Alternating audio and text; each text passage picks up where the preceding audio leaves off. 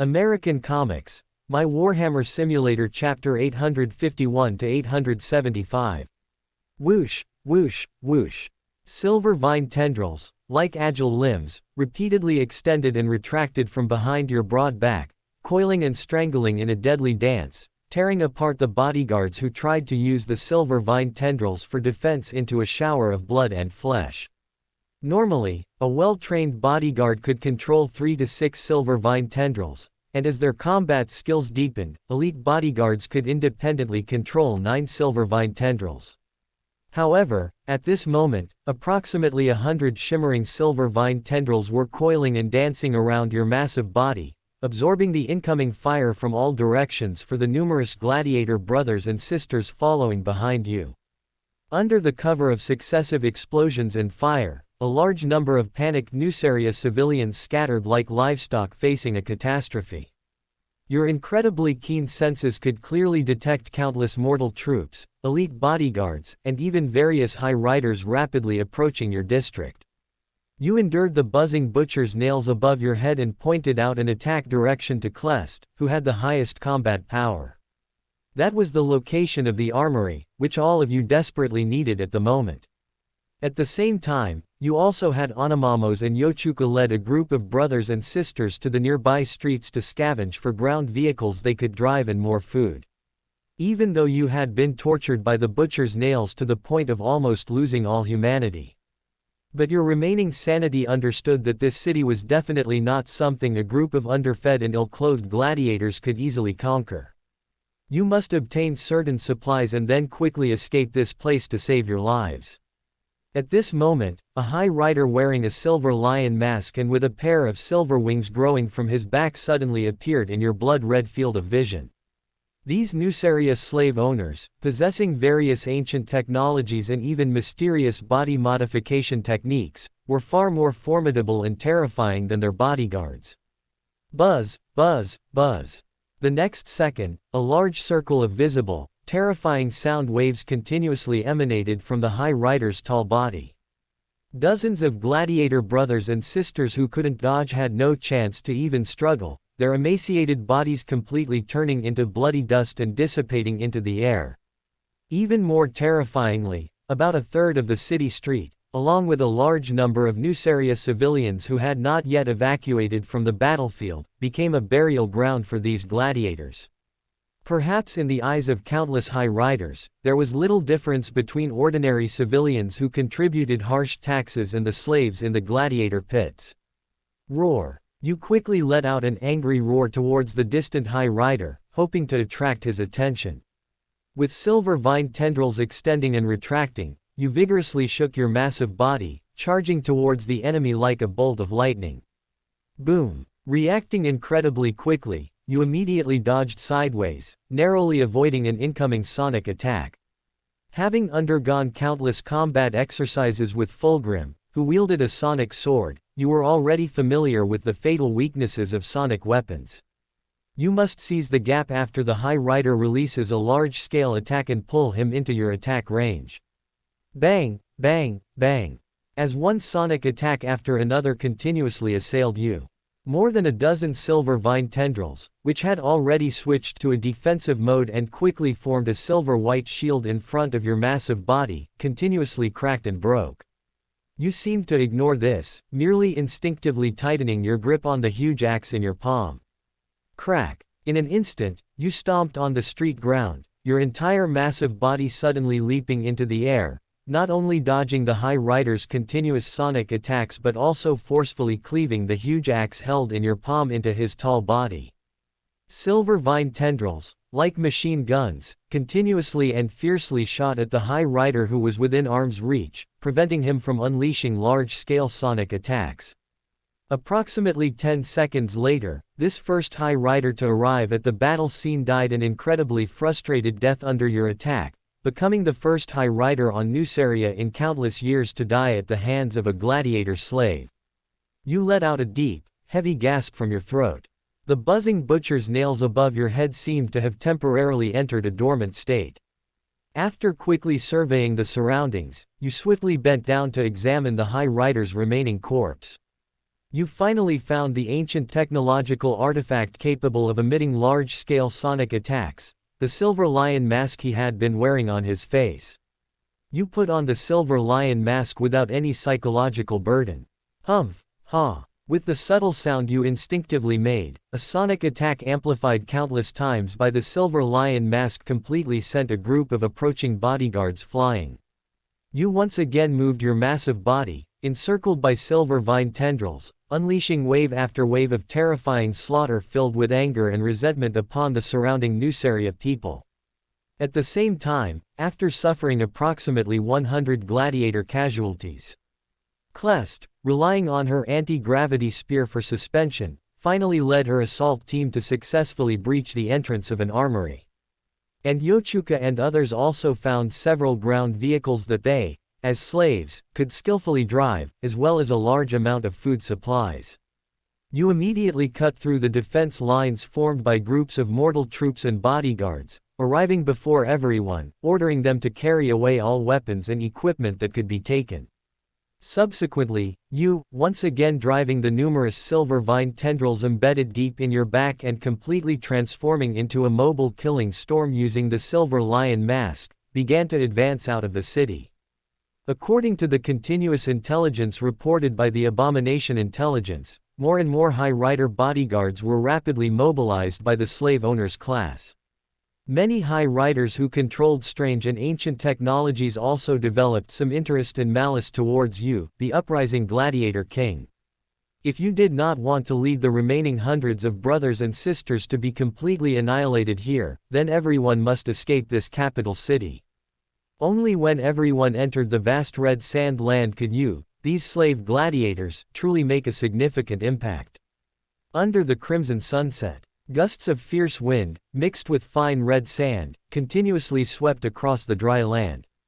Boom, boom, boom. At this moment, over a dozen ground vehicles, carrying hundreds of gladiators, were speeding wildly across Nuceria's red sand terrain. You casually lifted the silver lion mask from your face. Your massive body, draped with numerous silver vine tendrils, stood atop one of the ground vehicles. A pair of scarlet eyes, filled with coldness and bloodlust, stared intently at the intense dust cloud on the distant horizon. That was the pursuit team belonging to the High Riders. With your successful escape, the high and mighty slave owners were displeased by the uprising of you gladiator slaves, and countless personal guards loyal to the High Riders swore to wash away their shame with your blood and heads. Angron, according to calculations, the fuel reserves of all vehicles are insufficient to support your complete escape from the pursuit team. I will mislead the pursuers, tracking instruments to buy you more time, but you must quickly decide on your next plan. The mechanical voice of the Abomination Intelligence sounded again in your ear. As long as Nuceria and the High Riders are not annihilated, we have no choice. However, I believe the High Riders in the capital city will not let news of the slave uprising spread quickly. Cities in other regions may not know what has happened. We should use the cover of night to attack a city and obtain more supplies and weapons from within. As for the target of the attack, let's choose the city where your true body is located. I hope your fully activated functions will not disappoint me. You murmured to the Abomination Intelligence in a low voice. You immediately let out a low roar to the people in the convoy. You loudly ordered the gladiators driving the vehicles to change direction. Approximately an hour later, night completely fell over Nuceria. And behind you, there was temporarily no trace or movement from the pursuit team. At the same time, the next target of their attack revealed its massive silhouette in the hazy night. When the convoy was still some distance from the city, you led all the gladiators to jump off the stopped vehicles and took a break to rest and eat. You personally distributed brand new lasguns and melee weapons to each brother and sister. And every brother and sister kneeling before you would instinctively lower their heads towards you, offering their respect. You did not notice these things at present. The butcher's nails, buzzing above your head, made your consciousness grow increasingly frenzied. You even wanted to forcibly implant some unopened silver vine tendrils into the bodies of each brother and sister, so that they could gain more powerful combat strength. However, continuous persuasion from the Abomination Intelligence temporarily brought you back to your senses. You took a deep breath, forcibly suppressing the buzzing butcher's nails above your head. Without any hesitation, you swayed your massive body, moving away from those brothers and sisters who were quietly eating. Angron, the true body is in an abandoned warehouse in this city. Although Nusaria's high riders possess many ancient technologies, their knowledge is not much better than that of tech barbarians. Moreover, once my true body returns, I can safely help your brothers and sisters implant silver vine tendrils, without having to risk immediate death to gamble on luck. The abomination intelligence, having already noticed your abnormal state, carefully soothed your restless emotions. The butcher's nails above your head completely ceased all movement. You slightly narrowed your blood-red eyes and said in a deep voice, "The more slaughter and destruction we cause, the greater the High Rider's reaction, and the chances of my brothers and sisters continuing to live are not great. My remaining sanity clearly knows this, but I still hope this day comes later." At this moment, the abomination intelligence, falling silent, did not respond to your words. You, staring at the night sky, also lost the motivation to speak. You patiently waited for the brief rest of the people behind you. In fact, you had already discovered that the implantation of the butcher's nails had completely destroyed your brain structure and function. You simply could not enter a state of dormancy. Only when you furiously wielded the weapon in your palm, constantly fighting countless enemies on the battlefield, would you feel a large amount of continuously excited neural tissue gradually enter a state of dormancy. As time continued to pass, the surrounding night grew thicker. A large number of gladiators had also successfully recovered their strength and thoroughly familiarized themselves with the weapons and equipment that had just been distributed to them. You slowly propped up your massive body from the red sand. Silver vine tendrils, gradually becoming active, also danced back and forth behind your broad back. Rumble. Soon after, ground vehicles with engines pushed to their limits slammed into the thick city gates of the unfamiliar city like battering rams, causing even more violent deflagrations. Bursts of explosive fire, soaring into the sky, instantly illuminated the towering stone city walls, and also revealed a large number of gladiator slaves rapidly climbing upwards. Hiss, hiss, hiss. The next second, silver vine tendrils, extended to their limits, completely crushed the still dazed guardsmen into meat paste. The muscle tissue throughout your massive body rapidly exerted force, and you leapt onto the top of the city wall like a launched cannonball. Crack! Your suddenly swung great axe completely split a hastily arriving personal guard in two. The silver lion mask on your face emitted a subtle sound, and the sound wave attack, magnified countless times, forcibly blasted a large group of guardsmen attempting to turn heavy firepower weapons into countless fragments. Following this, one agile gladiator after another leapt onto the top of the city wall. They either immediately began slaughtering more guardsmen, or, under Klest's leadership, launched a raid on the city streets further away. At this moment, your rapidly shifting crimson vision quickly captured the blurry shadow of a high rider. You immediately controlled your terrifyingly powerful massive body, leaping down from the towering city wall and launching an even more violent attack towards him. Beneath the pitch-black night sky, sections of the city were ablaze, releasing copious amounts of choking smoke. Countless citizens of Nusaria, still in slumber, either became corpses suffocated to death or fled aimlessly through the city like headless flies. Due to the exceedingly small number of personnel in your rebel force, the action plan you laid out for everyone, besides maximizing casualties and arson to incite further chaos within the city, had no other objectives. Within this rebel force of several hundred, individuals possessing the formidable combat prowess to swiftly eliminate the Praetorian Guard, like Klest and others, were exceedingly rare. Unless the group chose to ambush or launch surprise attacks, it would take an average of 5 gladiators to eliminate a single Praetorian Guard wielding silver vine tendrils. And this level of attrition was a highly unfavorable combat situation for you.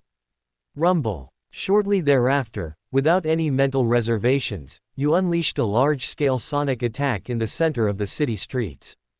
A multitude of buildings and countless civilians, along with the Praetorian Guard who were launching a siege against you, almost instantly turned into clouds of blood and flesh dissipating in midair. The High Rider, your primary target, abruptly collapsed to his knees, his corpulent frame rapidly seeping copious amounts of blood. You instinctively let out a sky-rending roar. You seized the opportunity to stride forward, the massive axe gripped in your palm whistling through the air with terrifying force, its battered blade crashing down upon the High Rider's head, completely cleaving his entire body in two. Now, the demise of another High Rider prompted the surrounding gladiators to erupt in deafening cheers. Conversely, the Praetorian Guard and mortal soldiers, who were originally supposed to advance and continue fighting, were filled with hesitation and fear, gradually leading to the continuous decline of the entire battlefield situation. When the light of dawn finally descended upon the city, you led the rebel forces to control the vast majority of the city's area. Bang! You forcefully shattered the long-sealed warehouse door with your extremely savage and powerful strength. You stepped over the metal shards scattered across the floor and entered the dimly lit interior of the warehouse. At a glance, you spotted a set of mechanical armor casually discarded beneath countless pieces of ancient technology. The pale gold vibranium shell shimmered in the faint light shining in from outside. That looks like Stark's mechanical armor. Is this what you call your true form? You asked the demon AI in a deep voice. Angron, as long as you successfully put it on, with my great assistance, I don't believe there is anything on this planet that can harm you, the demon AI said to you with unparalleled excitement. As a series of subtle sounds of mechanical structures rotating emanated from inside the mechanical armor. The mechanical armor, successfully manipulated by the demon AI, slowly stood up from the scrap heap. Your eyes bloodshot, you merely remained silent for a moment before your massive body strode towards the mechanical armor. Caw caw caw. The mechanical armor, originally only about 2.5 meters tall, rapidly unfolded into a more complex structural transformation, with numerous silver vine tendrils being pulled out from behind your broad spine, the entire mechanical armor quickly enveloping your towering 3-meter-tall frame. Immediately afterward, a pale gold metal giant, with an overall height of about 3.5 meters, successfully materialized in place. All the drones and smart control devices inside this city have completely fallen under my control, which is an extremely powerful boost for you.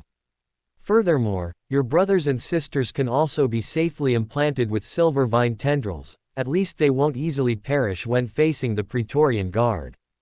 The now even more powerful demon AI said quickly in your ear.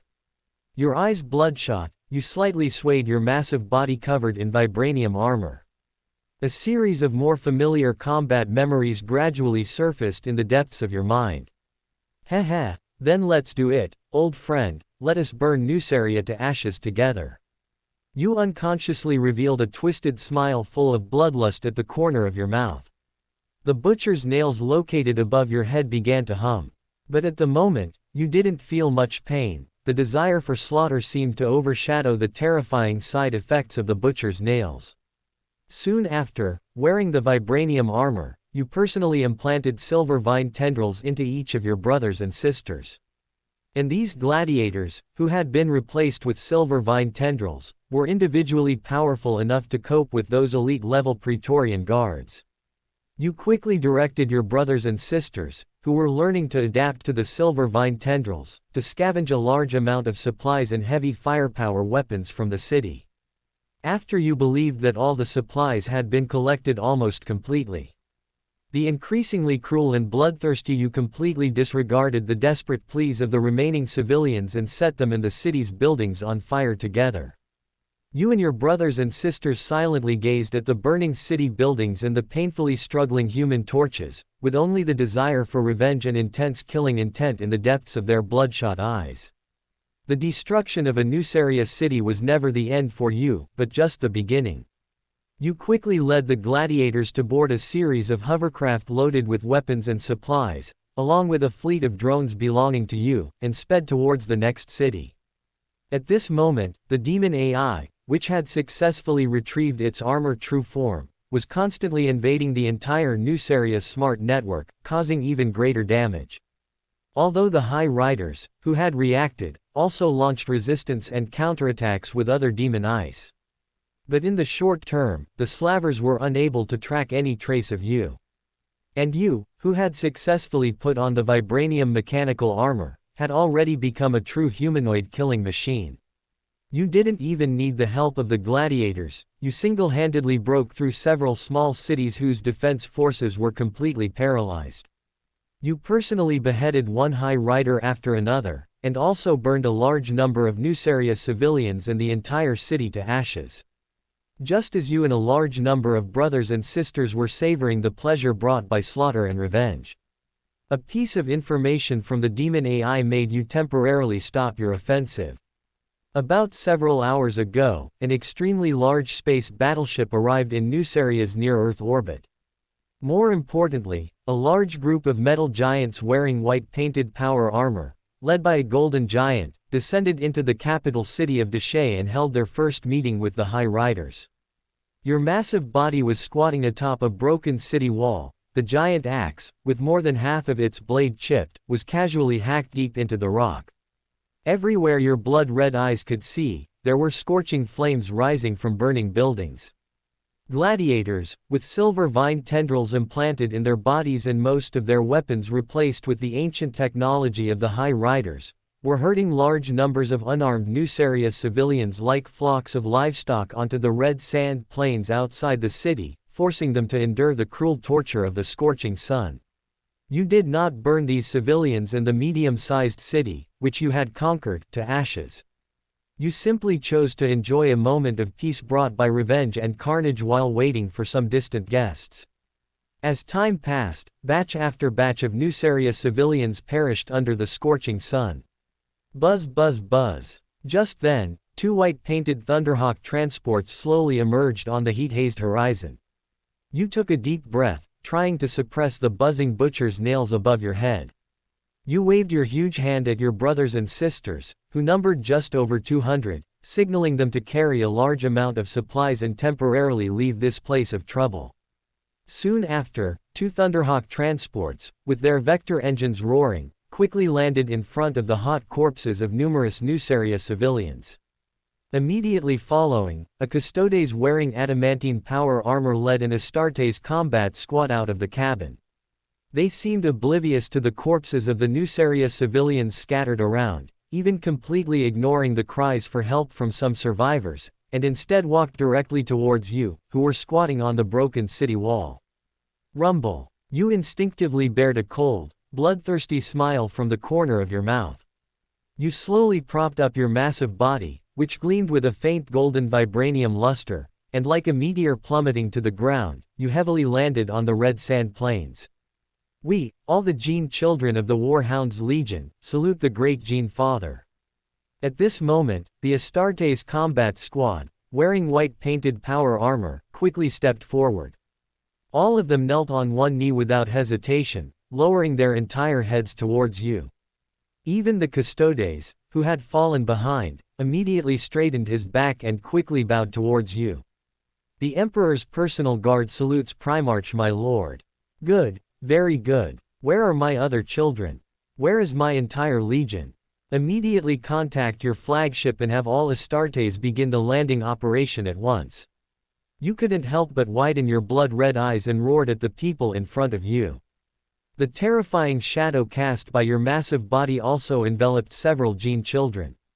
At this moment, before anyone else could look up and reply to you, a responsive Astartes Gene child quickly unslung a massive two-handed chainsword axe from the back of his power pack, a weapon so large that only a Primarch could wield it. Father, this is a return gift that some of us children prepared for you in advance, a two-handed chainsword axe named Widowmaker. The other party respectfully handed you the enormous melee weapon. You instinctively gazed at this seemingly ordinary Astartes Gene child. You took the two-handed chainsword axe named Widowmaker with one hand. You suddenly swung it out a few times, and an extremely ear-piercing whistling sound instantly echoed through the surrounding hot air. Hee, the feel and quality are not bad. Your name? You chuckled in a low voice, then asked the other party. My name is Karn. Father. The Astartes, who had lowered his metal helmet again, said in a deep voice. You slowly shook the butcher's nails above your head, making a subtle clattering sound. Rise, my children, and go kill all the Nuceria civilians within sight. As soon as your words fell, the other Gene children present, except for Karn, were visibly stunned, and the Emperor's personal guard standing in the distance instinctively tightened his grip on the Custodes' spear in his palm. Father, this. One of the Astartes, who was a combat squad commander, was about to speak, but was completely interrupted by Karn, who suddenly activated his power armor, rose, and casually drew his chainsword axe. Buzz buzz buzz. In an instant, as the terrifying hum of a chainsword axe echoed all around. The rest of the Gene children also had no choice but to suddenly rise under your silent pressure. They quickly drew their melee weapons and joined Karn, who was rampaging back and forth on the red sand plains, in the carnage of the numerous Nuceria civilians. Primarch my lord, aren't you going too far with this? The Emperor has reached a peace agreement with Nuceria's upper class. They have agreed to surrender to the human empire and have decided to let you leave this world safely. It seemed that the dying wails of countless human civilians had made the Emperor's personal guard, who had remained silent, unable to tolerate it any longer. The other party spoke to you while walking towards you, gripping his Custodes' spear tightly in his palm. Peace agreement. Leave safely. Are you joking with me? I have sworn to let all of Nuceria burn to ashes in fire. And I always keep my word. The butcher's nails above your head began to buzz. You did not immediately suppress the infinite rage that was gradually surging up from the depths of your heart. Custodes, don't block my path, otherwise, whoever comes will die. You took a deep breath of the hot, blood-scented air. You issued your final warning to the Emperor's personal guard, who had entered a combat state. But it was clear that this Custodes, who had long served as the Emperor's personal guard, did not fully grasp your last remaining good intentions. I cannot obey. Primarch, put down your weapon and come with me to see the Emperor. Rumble. In an instant, your massive body, clad in vibranium mechanical battle armor, moved like a golden lightning bolt. Even though the quick-reacting Emperor's personal guard instantly raised the Custodes' spear in his palm to defend and block. But with your terrifying Primarch-level strength combined with the newly replaced weapon, Widowmaker, a single strike sent the Emperor's personal guard in front of you crashing heavily onto the red sand ground. Roar. The next second, you, unable to help but let out a low roar, quickly bent down and charged forward. Your two massive hands grabbed the Emperor's personal guard's two thick thighs, and then the terrifying immense strength unleashed from within your body completely tore his entire body into two halves. Even as the Astartes progeny were utterly shocked by your tearing a custodian guard belonging to the Emperor into bloody chunks, they, loyal to you, carried out your orders of slaughter to the very end. When there wasn't a single living human left within the range of their optics, the Astartes, their white ceramide armor stained with crimson blood, quickly returned to your side. At this moment, even Karn, who obeyed your every command, began to earnestly plead with you. Their central aim was to have you admit your mistake to the Emperor, then return to the Legion and lead more progeny on the Great Crusade. However, you, with the butcher's nails buzzing, only subconsciously revealed a twisted, bloodthirsty smile. You widened your blood-red eyes and roared at them in a deep voice. I will not leave this world until all of Nuceria is utterly destroyed. You immediately led this squad of Astartes onto a Thunderhawk transport. You ordered the terrified pilot to head to Deschea, the capital city of Nuceria. You intended to return to this vast city that held such vivid memories for you, and take command of a portion of your Warhound's legion. In truth, the Emperor had never left the command carrier, Imperator Somnium, which remained in near-Earth orbit. Coming to meet with the High Riders were Constantine Valder, Captain General of the Custodian Guard, known as Chief of 10,000, and a Grand Company of the Warhound's Legion. You believed that the Emperor's psychic abilities were sufficient to know of all the acts of slaughter you were currently undertaking. And as long as he didn't intervene to stop you, that represented a tacit approval. Soon after, you and the others swiftly arrived in the skies above Deschea, the capital city, aboard the Thunderhawk transport. You leapt out of the troop bay before the Thunderhawk had even come to a complete stop. Your massive form, like a pale gold humanoid meteor, crashed heavily onto the main street of the capital city. The countless Nusarian civilians present fled in all directions as if they had seen death itself, clearly not having forgotten the endless pain you had inflicted upon them not long ago. Once again, you suppressed the butcher's nails buzzing above your head. You struggled to restrain the urge to unleash a bloody slaughter upon the masses. You slowly began to move your heavy steps, heading towards the ornate palace district belonging to the High Riders. The next moment, with a violent rumble from the dry ground, you saw a grand company of Astartes quickly arrive before you through your blood-red vision. Without any hesitation, they knelt on one knee in your direction and offered the loyalty of their gene seed. You subconsciously revealed a bloodthirsty smile from the corner of your mouth. My sons, open your eyes and see clearly the Nusarian civilians around you, and also remember those high-ranking, fat-headed High Riders. It is they who treated your gene father like a lowly pig or dog, and allowed countless of my brothers and sisters who followed me to die at their hands. Tell me, if your blood father suffered such unbearable insults and treatment, what would you do? You widened your blood-red eyes and roared at the silent gene sons. Kill them all. And Astartes, who couldn't help but raise his metal helmet, shouted with immense rage. Kill all who disrespect our father. We are willing to serve the Primarch. At that moment, roars rose and fell one after another within the entire grand company of the Warhounds Legion. And you slightly shook the butcher's nails buzzing above your head, and shouted loudly to the gene sons before you with great satisfaction. My Astartes, take up your weapons, use your combat expertise, and wash away the ultimate shame that Nusaria has brought to your gene father. I once swore to let this entire world burn to ashes. Now, let you sons fulfill this wish for me. As soon as your words fell, almost all of the Astartes quickly activated their power armor and rose from the ground. For the gene father. For the Primarch. Roaring incessantly, they abruptly drew their melee weapons and bolters, and immediately launched a series of extremely swift massacres throughout the capital city.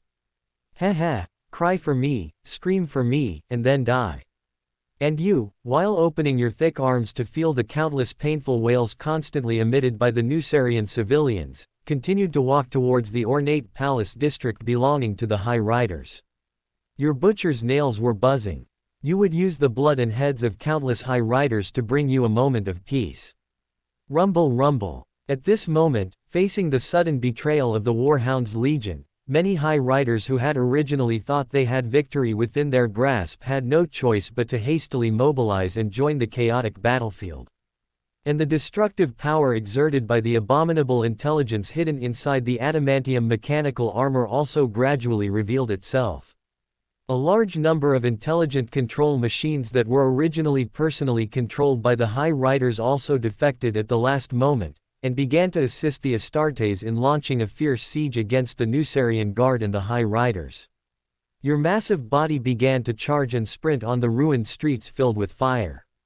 Buzz, buzz, buzz. The chain axe, Widowmaker, tightly gripped in your palm, also emitted a deafening roar that shook the sky for the first time. Your eyes blood red, you forcibly cleaved a High Rider who couldn't dodge in time in half, along with the ancient technology armor that the other party was so proud of. The Widowmaker, which you suddenly swept out, also sent dozens of attacking guards flying outwards like rag dolls. In your blood-red vision, you seemed to have spotted the familiar figure of the High Rider Thord. Who? You couldn't help but let out a huge, incomparably angry roar from your mouth, your heavy steps forcefully stomping on the ground as your massive body launched a battle charge towards the other party. However, in the next second, a massive figure holding the Sunspear stood like a golden wall in your field of vision. Gene Sire, do you even know what you are doing? You have completely destroyed the peace agreement personally established by the Emperor, and have also plunged countless mortal civilians into war. Constantine Valder, Captain General of the Custodian Guard, roared in a deep voice in your direction. You paid no attention to the other party's words. The butcher's nails above your head were buzzing. You suddenly brandished the Widowmaker, tightly gripped in your palm. Without any hesitation, you engaged in one earth-shattering weapon clash after another with the Custodian Guard Captain General Valder, who was also charging forward. Boom boom boom. Welcome to Fanfic Audiobook, your go-to place for immersive audiobooks. If you enjoy the content, don't forget to like the video and subscribe to our channel for more amazing stories. The chainsword axe, Widowmaker, tightly gripped in your hands, violently clashed with Valder's Apollonian spear. On the smoke-filled, ruined streets, terrifying impacts, visible to the naked eye, continuously splashed outwards from between the two of you. Many Nucerius citizens who couldn't escape in time were instantly torn into bloody fragments. Even Astartes who immediately dodged were sent flying by the massive residual shockwaves from your clash. Boom. The next second, with the chainsword axe's speed and power growing stronger, you successfully seized a momentary flaw in his defense. You forcefully hacked down with the Widowmaker, tightly gripped in your hands.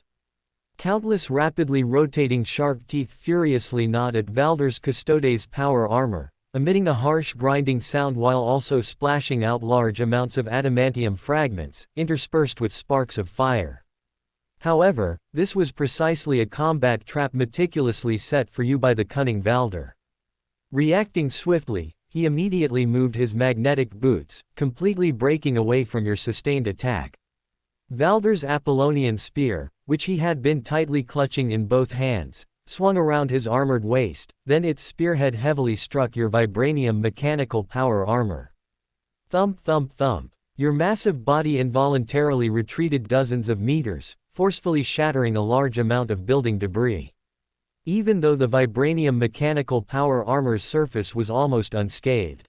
But streams of hot, rust-smelling blood continuously surged up from the depths of your throat.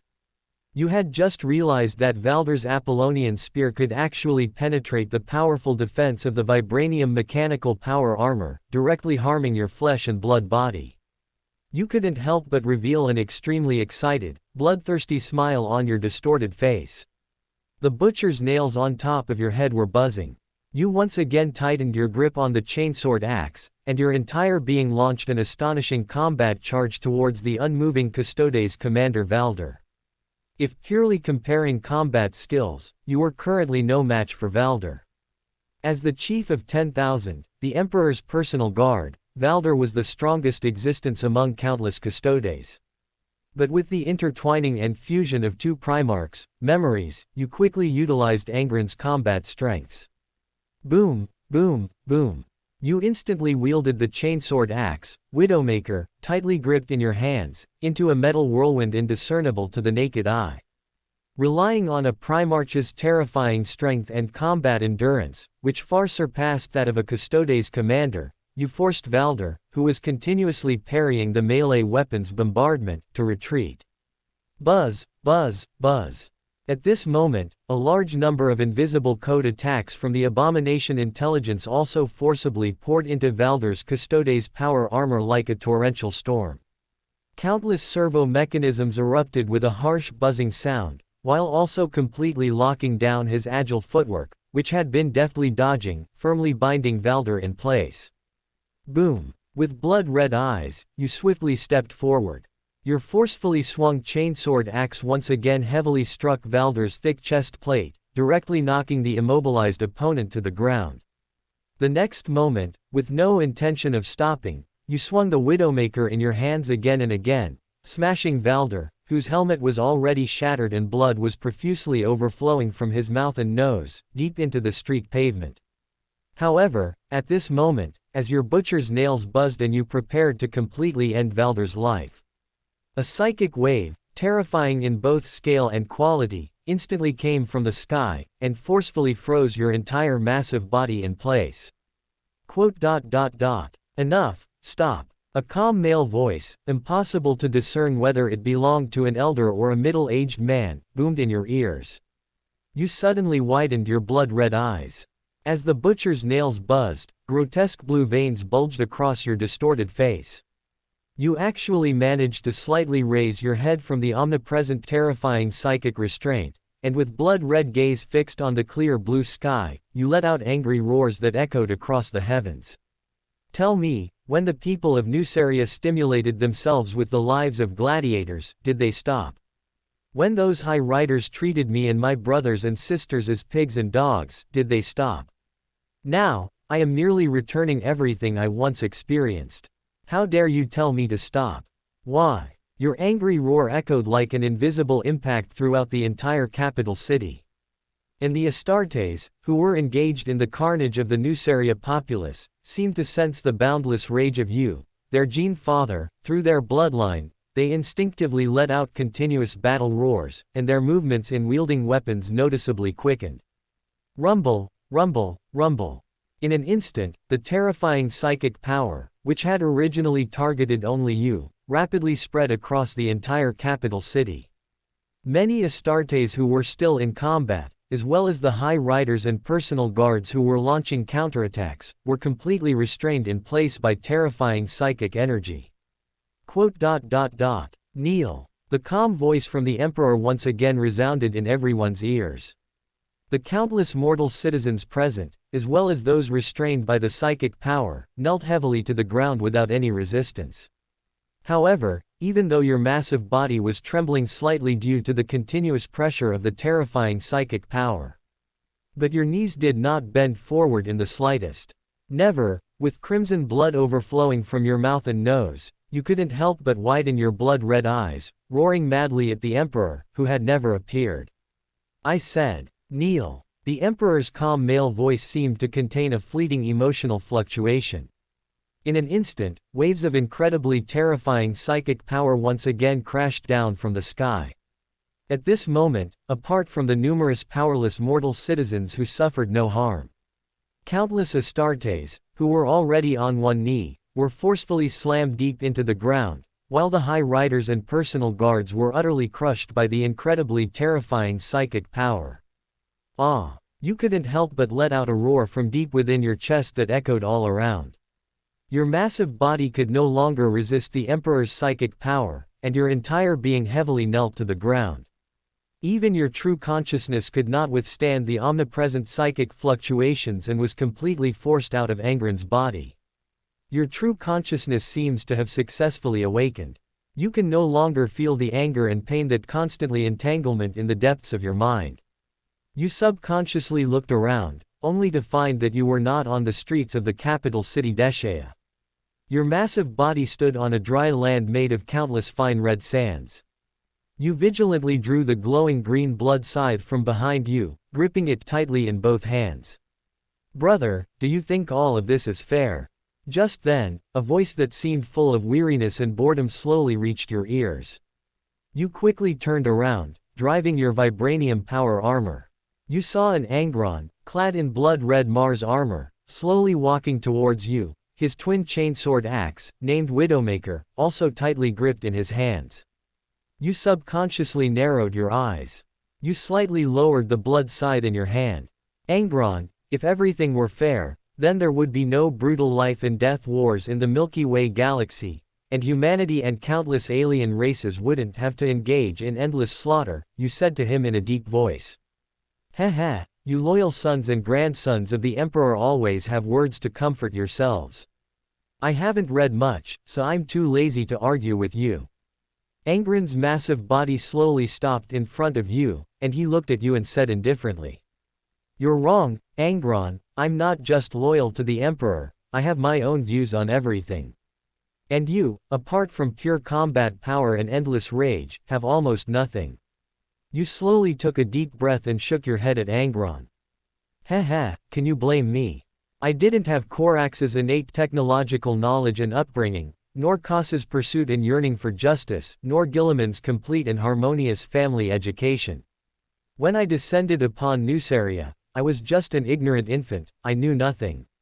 And you, having just experienced my life, should be clearer about this than I am. The Angron before you, who was clearly more rational and mature, sneered at you. Under almost identical circumstances, different choices made by different personalities ultimately created who we are today. I admit, I received considerable extra help in your life, such as the Abomination intelligence, vibranium power armor, and bloodline descendants. I also admit that without all of this, my situation might not have been much better than yours. But brother, there's one thing you must admit, you always chose to submit. When you gained enough power, you never resisted the Emperor in any way. In fact, you were much more obedient than I, this troublemaker. You slightly raised your head and said to the expressionless Angron. And Angron, standing before you, said nothing. He simply slowly raised the Widowmaker tightly gripped in his hand, inviting you to battle. Without any hesitation, you activated your vibranium power armor, and the blood scythe gripped in your hand suddenly swung forcefully into the air. I think it's a kind of inertia brought about by the upbringing environment of Nuceria, or perhaps some flaws in my personality. Is it perhaps what you call slavishness? At this moment, Angron, who was also swinging his twin chainsword axe and clashing heavily with your blood scythe, said to you in a deep voice. No, I think you ultimately gave up on yourself. The butcher's nails certainly damaged your brain and way of thinking, but you and I both know that we can suppress the onset of the butcher's nails with our stubborn will. Even if one day in the future, you will inevitably transform into a terrifying monster that only knows how to kill, but before that, you had already given up on yourself, Angron. The blood scythe in your hand chopped down hard on Angron's thick shoulder armor, its sharp blade deeply embedded in his massive body. And Angron's suddenly swung twin chainsword axe continuously embedded itself into your vibranium power armor, countless rapidly rotating sharp gears tearing at your flesh. That's because I had nothing left. My brothers and sisters had already died on Nuceria, and I ultimately became the traitor who betrayed them. And now, that traitor is you. Angron, his eyes suddenly wide, let out an incredibly angry roar at you. However, you scoffed at him with an indifferent expression. Angron, when you successfully took over the Warhound's legion, when you already had countless descendants, even if you turned around and attacked Nuceria, would the Emperor really kill you on the spot? But you didn't make that choice. Aren't you not even afraid of death? Why would you still fear the Emperor's decision? Angron, deep down, you are an indecisive coward. Boom. At this moment, Angron, his expression gradually distorting, slammed a metal fist into your face. And you, without hesitation, let go of the blood scythe and engaged in a fierce hand-to-hand combat with him. Countless fragments of Dao steel armor shattered from his massive body, and large amounts of vibranium outer shell debris continuously fell from your massive body. Soon after, you, whose breathing became increasingly heavy, and Angron, who was also panting, simultaneously stopped their attacks. If I'm not mistaken, this should be your mental world, but you are definitely not the Angron who just returned to the human empire. He wouldn't be this calm after having the butcher's nails installed. Who exactly are you? You took a deep breath and asked the Angron in front of you in a deep voice. I am a wisp of humanity lost on the red sands of Nuceria, a trace of conscience utterly discarded when I was forcibly elevated to a demon. Time is almost up, and you should leave. The current me is no longer willing to join any faction's struggle, nor do I want to be anyone's slave. And you still have your battles to fight, my little brother. Always remember what you are fighting for, don't follow my old path, and remember those brothers and sisters who fought for you. Oh, and if you have the chance, say hello to Lorgar for me. Angron, with eyes that were even more weathered and sorrowful, said solemnly in your direction. As soon as his words fell, your massive body suddenly ascended rapidly towards the sky. You could not control any of your actions. Your gaze was fixed on Angron, who was looking up at you. And he showed you a gentle smile he had never revealed to outsiders before. Your consciousness gradually blurred. You were returning from the depths of the warp. You woke up. Simulation ended. Duration, unknown. The retainable options from this simulation are as follows. I. Double-handed chain axe, Widowmaker, Primarch. Note: this is a Primarch class weapon meticulously forged by numerous forge artisans within the World Eater's Legion. Every metal ore is a precious material obtained by loyal sons from countless conquered Imperial worlds. Note: this massive weapon, usable only by a Primarch, was one of Angron's primary weapons during the Great Crusade. Unfortunately, it was completely destroyed by Leman Russ in a fit of rage. Angron had to replace it with the more powerful dual-wield Chainixes, Bloodfather, and Bloodson. Note: I was born in blood, grew in darkness, but alas, I did not die free. Angron, his butcher's nails humming, slowly rises from a mountain of skulls. Countless corn demons kneel behind his vast, winged form. 2. Implantable medical multi-tool. Nuceria's Silvervine Tendril STC Standard Construction Template Golden Age Dark Age of Technology. Note: this is a standard construction template for a standardized Silvervine tendril. It can use various conventional minerals to autonomously create a large number of extremely versatile Silvervine tendrils.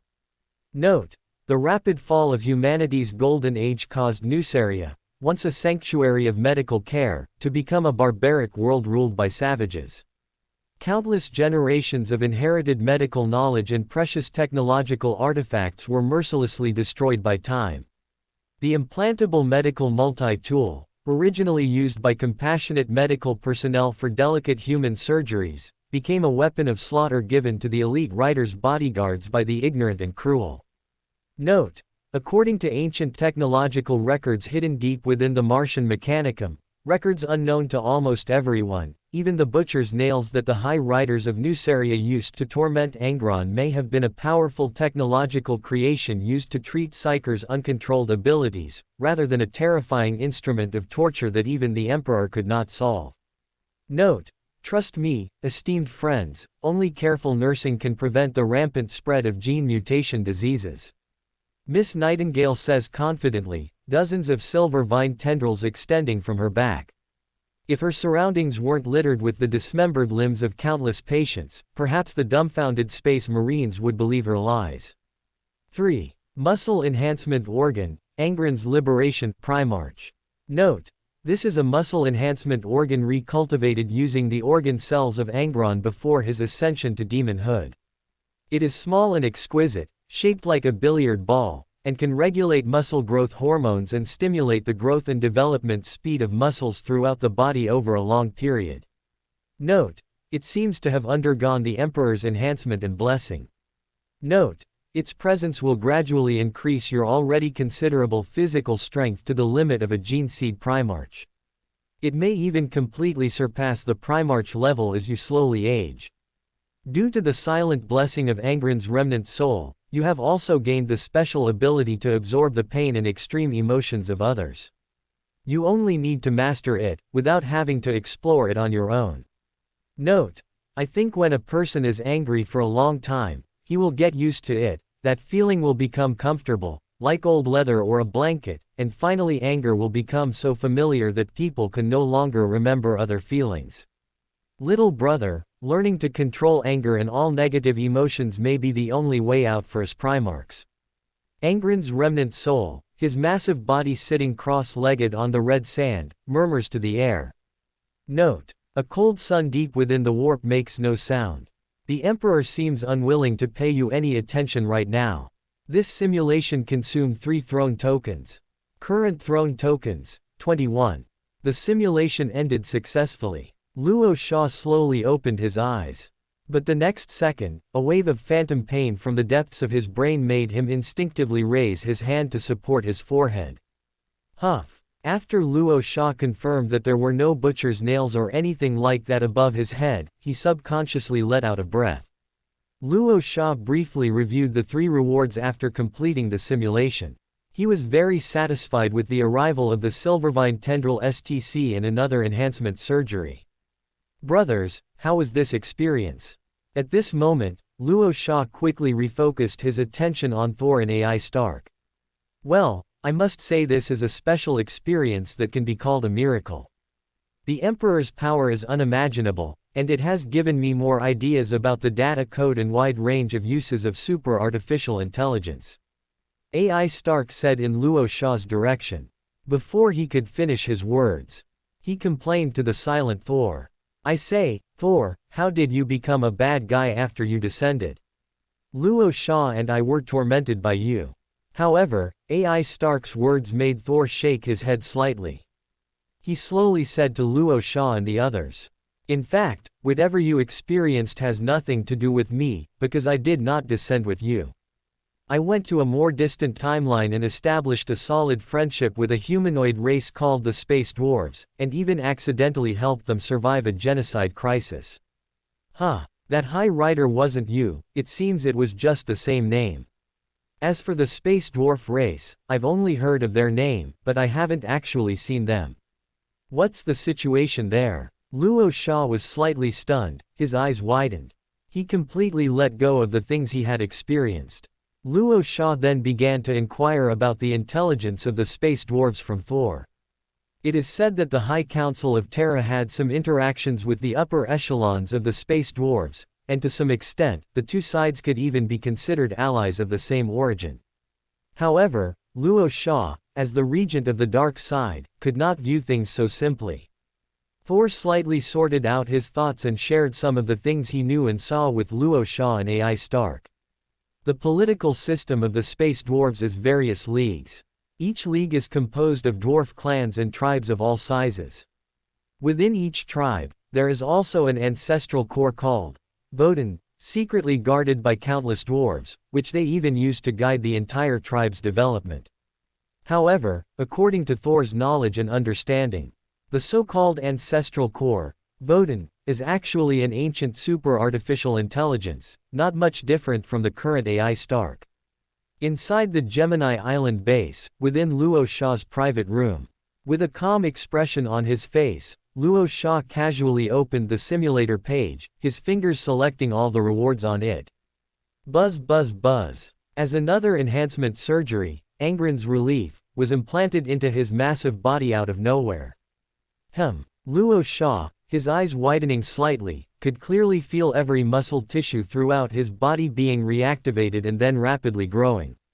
In the next second, the adamantium power armor he wore on his massive body faintly emitted a series of intense sounds as the metal was forcibly stretched. This was clearly a slight side effect caused by the expansion of a large amount of muscle growth within his body.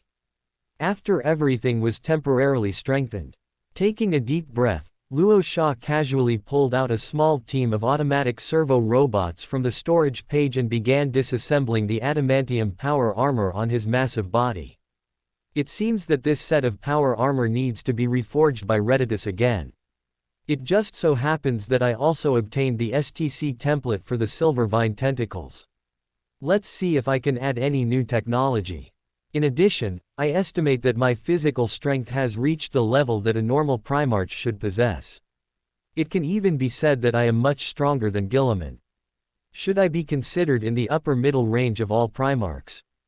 Moreover, the description also says that my physical strength will eventually break through the Primarch level with the continuous increase of age and long-term combat training. Perhaps in the future, it won't be too much of a delusion to punch Leman Russ with my bare hands and kick titans with my feet. Luo Sha thought silently as he spread his thick arms and waited quietly for the automatic servo robots to continuously disassemble the power armor. However, Angren's special psychic talent, empathy of pain, also needs to be used more. At the very least, I need to skillfully break through to the point where physical contact is not required. This is an important means to maintain the morale of the troops on the battlefield, and even turn the tide, but I can't let everyone join hands with me in a line, right? Soon after, Luo Sha, swaying his massive body that was already close to 3.5 meters, strode towards the base hall. He was going to hand over the Silver Vine Tentacle STC template and the ill-fitting adamantium power armor to Redditus for processing.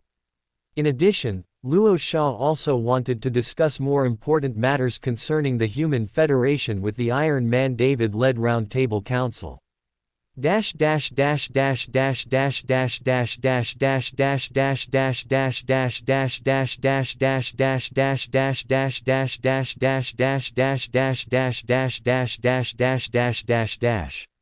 In the next period of time, Luo Sha, who was completely busy, did not return to Macragge.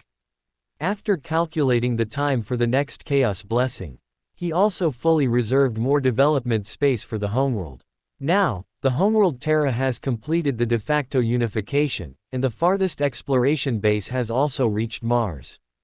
If the deep space detection equipment near Neptune and Pluto is included, the entire solar system has already become Luo Sha's possession. Therefore, the next stage of the Homeworld Terra's grand plan is to completely step out into the depths of the universe, based on several generations or even more than a dozen generations.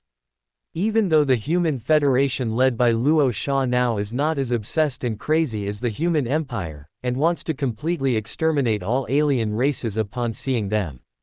However, as human demand for various resources increases and a large number of colonial planets rapidly expand, there is ultimately only one solution, and that is war. Of course, if Luo Sha can quickly collect all 6 Infinity Stones in the future. He can also use this unparalleled creation power to forcibly condense countless alien races together and establish a truly meaningful super-interstellar alliance. Or simply learn from the Mad Titan's thinking and snap his fingers to obtain a vast universe full of countless treasures for the entire human race. But at that time, what Luo Sha needs to face is not only the invasion of the 4 Chaos Gods. I am afraid that the 5 great gods who have been hiding behind the scenes will also come to him personally to make trouble. Dong dong dong. Luo Sha, subconsciously holding his hands behind his back, slowly walked in the brightly lit Gemini Island base. Since Iron Man David has officially started the preliminary construction work on the Himalayan giant base and has transferred a large number of the intelligent control legions inside Gemini Island. The Gemini Island base now looks a little deserted. Before long, Luo Sha, with a calm expression, came to the closed experimental area belonging to Professor Hulk Banner. However, at this time, a familiar female figure also just walked out from the depths of the experimental area. Natasha, long time no see. What is this? Luo Sha, with a gentle expression, looked down at Natasha and asked. Hello, esteemed Lord Luo Sha, I have just completed the training work for a batch of assassin cult agent trainees, and I just came to Professor Banner's place to have afternoon tea by the way. Natasha, the master of the assassins, whose face did not turn red and her heart did not beat, first bowed to Luo Sha and then casually changed the subject. My lord, I believe that Professor Banner will definitely bring you a huge surprise, so I won't disturb you. As soon as Natasha finished speaking, she bowed to Luo Sha again and then quickly left the experimental area. I didn't say that colleagues are not allowed to have romantic relationships. Why did they all act like thieves? Is it because my prestige as a Primarch is too strong? Luo Sha shook his head slightly and vaguely let out a sigh. He then stepped into the disinfection passage of the experimental area and then began to look for Professor Banner. Soon after, Professor Banner, whose appearance still maintained the form of the Hulk, walked towards Luo Sha.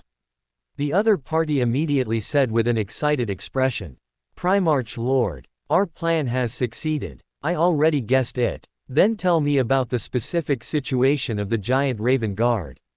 Luo Sha took a deep breath and nodded calmly. After countless failures, I successfully allowed a stormtrooper who volunteered to join the giant Raven Guard project to successfully complete the Astartes surgical modification procedure and an additional gamma radiation surgery.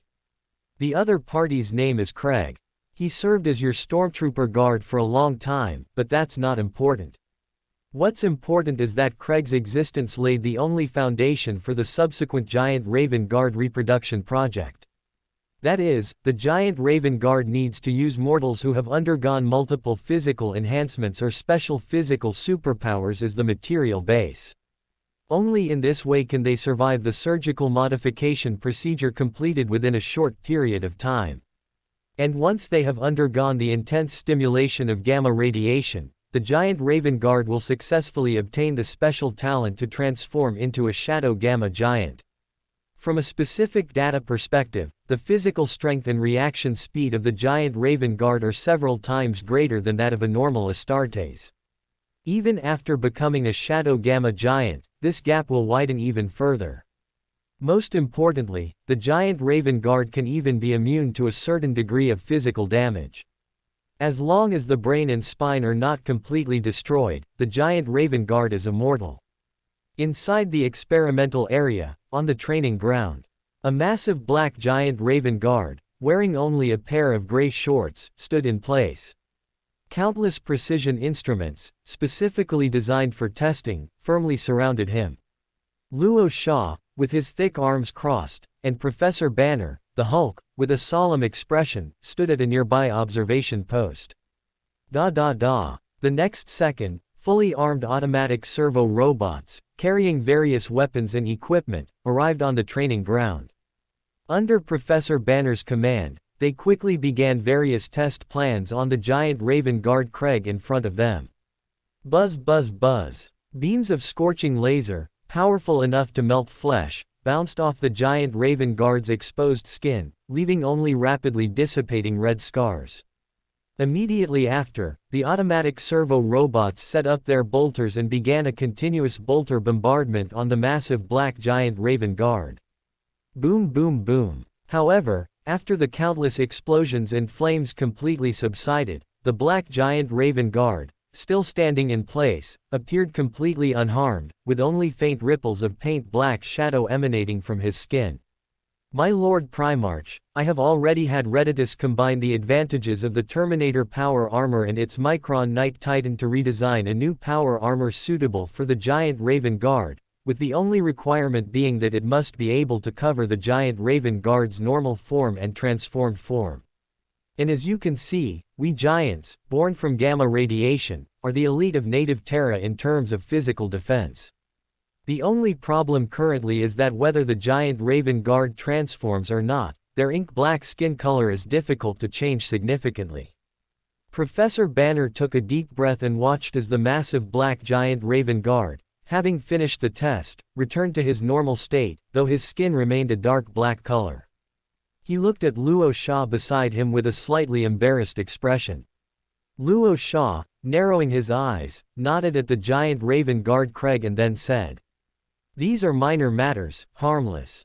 You may not have seen him, but among my Primarch brothers, Vulcan, Lord of the Fire Dragons, is a dark-skinned, honest giant Raven Guard. All of his gene sons, regardless of their past skin color, become ink-black existences after the modification surgery. The Salamanders chapter, who are more amiable to mortals, are therefore jokingly called the Black Uncles Warband.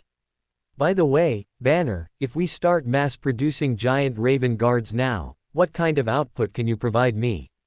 At this moment, facing Luo Sha's inquiry, Professor Banner lowered his head slightly in thought and then cautiously said, "Due to the scarcity of suitable physical superhumans and mutants, and the multiple physical enhancements require long intervals, and more modification surgeries require my personal involvement, the precise number I can give you at present is an annual output of around 300 to 500 people.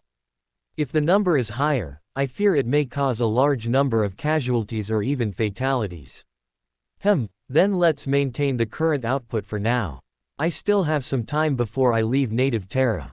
At that time, I will lead a small group of giant Raven Guards to a more intense battlefield for practical combat and even chaos corruption field testing. I hope these sons can satisfy me. If the giant Raven Guard project goes smoothly, then they will be the super Astartes of the future, replacing and even surpassing the Primaris Astartes." Luo Sha shook his head slightly and slowly said to Professor Banner. And Professor Banner was filled with even more motivation by my Lord Primarch's praise and expectations. The heartland of Europe. Asgardians, wearing dark gold power armor. With Asgardian magic patterns carved on every metal casing, they were looking up at the azure sky. Soon after, accompanied by a series of continuous low thunderous sounds, a tall figure, enveloped in strands of lightning, heavily landed in front of everyone, kicking up some dust from the ground. "Brothers, why did you call me back so urgently? Are you itching for a fight again?" Thor, in his boisterous manner, shouted loudly at the Asgardians in front of him. And in response to Thor's teasing, an Asgardian, clearly a centurion, stepped forward. He said to Thor with a solemn expression, "My Lord Thor, Jane Foster disappeared a short while ago. What did you say?" At this moment, Thor, who had originally been amiable, instantly widened his eyes. Terrifying bolts of lightning instantly burst forth from his tall body, forcing the surrounding Asgardians to retreat. One must know that Thor had just personally experienced the tragic event of Tony Stark losing his beloved. Before coming here, he had been accompanying AI Stark in investigating all superpowers and magic artifacts on native Terra that could resurrect mortals. Therefore, when he learned that his girlfriend Jane had disappeared, he was so greatly alarmed. "My Lord Thor, after you left this place, we have been secretly protecting Jane Foster. She went alone to that place where space and even the magnetic field were experiencing abnormal phenomena to conduct research. Originally, everything was fine, but just a short while ago, the surrounding space seemed to undergo some special transformation, causing Jane Foster to disappear entirely." The Asgardian centurion quickly knelt on one knee. He shouted loudly at Thor, who was enveloped in terrifying lightning. And Thor, after the initial panic, he took a deep breath and gradually calmed down. "Brother, get up. Although Jane is a mortal from Midgard, she is very intelligent and not so easily killed by various dangers. I not only gave her a panacea, but she has also never been without the personal defensive shield I gave her as a love gift." Thor, with the lightning around him gradually extinguishing, murmured to himself. The next second, he suddenly looked up and roared towards the sky. "Heimdall, I need you to give me some guidance. Your eyes can see everything in the 9 realms." However, no sooner had Thor's voice fallen. Heimdall, who would usually respond to Thor instantly, remained silent. After waiting for a while, Thor, standing in place, couldn't help but frown. Did Heimdall abandon his post? That's impossible, isn't it? Never mind, saving her is more important. Tony, I need your help. Thor quickly raised his thick arm. He loudly called out to a silver bracelet on his wrist. Buzz buzz buzz. The next moment, a vibranium mechanical battle armor, with only a holographic projection of a head above its neck, immediately arrived in front of Thor and the others through a teleportation barrier. "I'm here, brother." Buzz buzz buzz. As one after another Azure transmission barrier emerged on the ground, tens of thousands of Smart Control Legion were directly mobilized by AI Stark, who had obtained the authorization, to the heart of Europe. They began a meticulous, carpet-style search of the mountainous area where Jane Foster had disappeared, not missing a single inch of ground. At the same time, AI Stark also used various high-tech instruments carried within the vibranium mechanical battlesuit to detect the spatial structure within a radius of tens of kilometers. The Hero Tower, which I damaged, is still in the repair phase, but some long-term autonomous detection instruments can still be remotely controlled by me. Thor, look, this is the video data recorded by the Hero Tower when it passed over the European war zone. In this frame, Jane Foster is still outside the tent preparing for the next scientific expedition, but in the next frame, she completely disappears. If it's not a problem with the video data inside the Hero Tower, then it means there's something more to the spatial structure here. At this moment, AI Stark, projecting a large amount of video data from his vibranium palm, spoke to Thor, who had his arms crossed.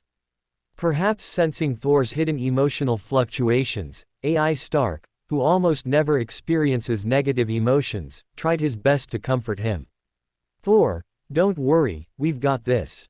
No matter what special situation Jane Foster has encountered, we will rescue her. Additionally, I have already notified Iron Man David, who is far away in the Himalayas, and Luo Shah on Twin Islands.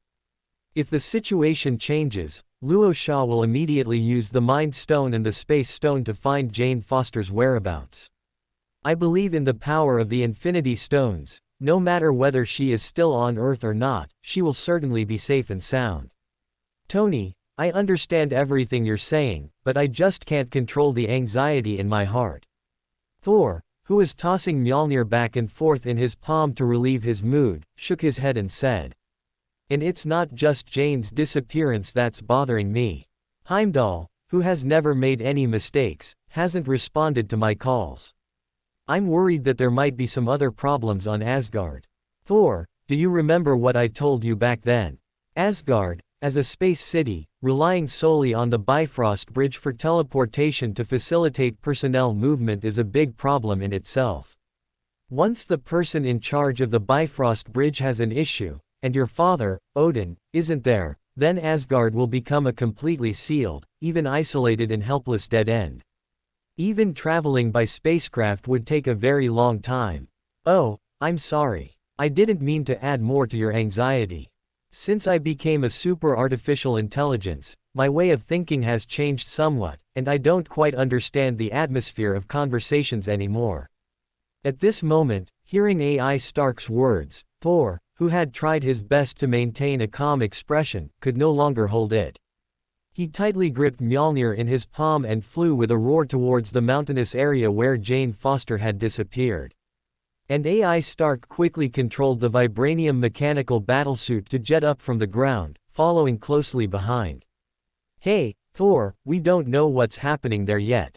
Rushing in might cause other problems. AI Stark shouted in a deep voice at Thor's tall back.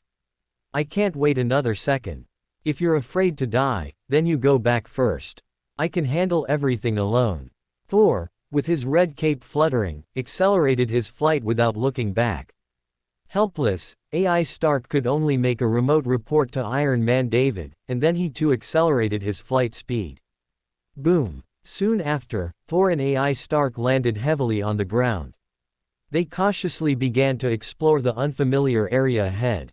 Thor, the spatial structure here is not stable enough. Be extra careful, because no one knows what the situation is on the other side, However, before AI Stark's words had completely fallen, Thor, who was visible through several observation methods, disappeared in the blink of an eye. AI Stark was clearly stunned.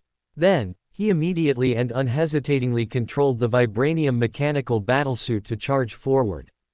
Chi. The next second, AI Stark could clearly feel that his current vibranium mechanical battlesuit had passed through some invisible barrier and entered a completely strange and mysterious space. Looking around, everywhere were extremely ancient, pitch-black giant stones and traces of various moss plants. Carbon-14 scans show that these pitch-black giant stones, full of artificial traces, have existed for at least several millennia. What in the world is this place? Although AI Stark did not successfully scan for any signs of life, he unexpectedly learned some important information revealed by the mysterious space. Immediately after, AI Stark quickly controlled the vibranium mechanical battlesuit to track Thor's life signal. And when he flew at low altitude and quickly arrived near Thor, he immediately saw Jane Foster lying in front of Thor. Aha, Thor, I told you it would be fine. Jane Foster's vital signs are all normal. AI Stark, whose magnetic boots landed with a thud, subconsciously stepped past the solemn-faced Thor.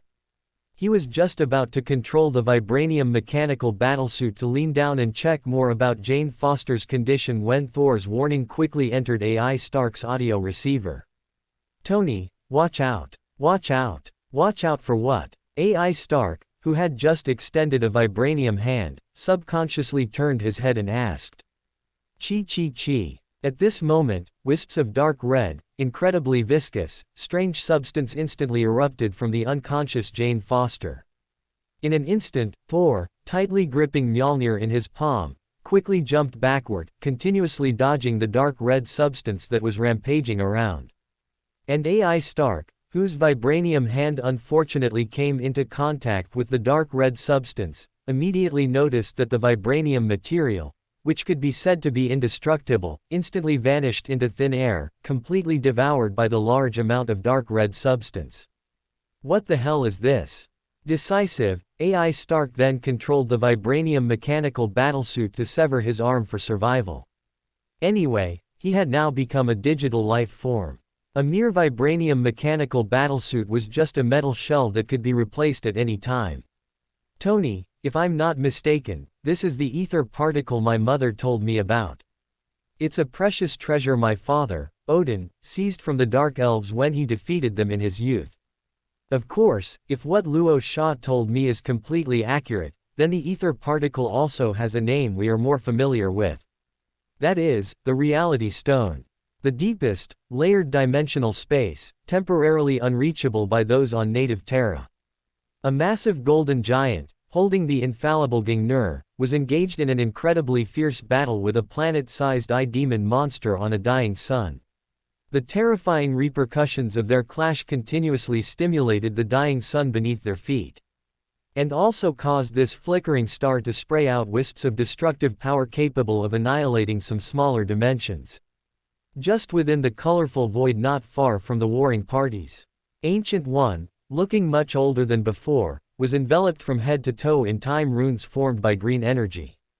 This was the outward manifestation when the time stone was fully activated. At this moment, whenever the massive golden giant holding Gingnir became exhausted and injured, or accidentally fell into an enemy's offensive trap, the time stone, controlled by Ancient One, would reset the opponent's time phase, allowing the massive golden giant to stand once again on the dying sun. Boom! Shortly after, the planet-sized eye demon monster was impaled in a vital spot by the fully activated Gingnir.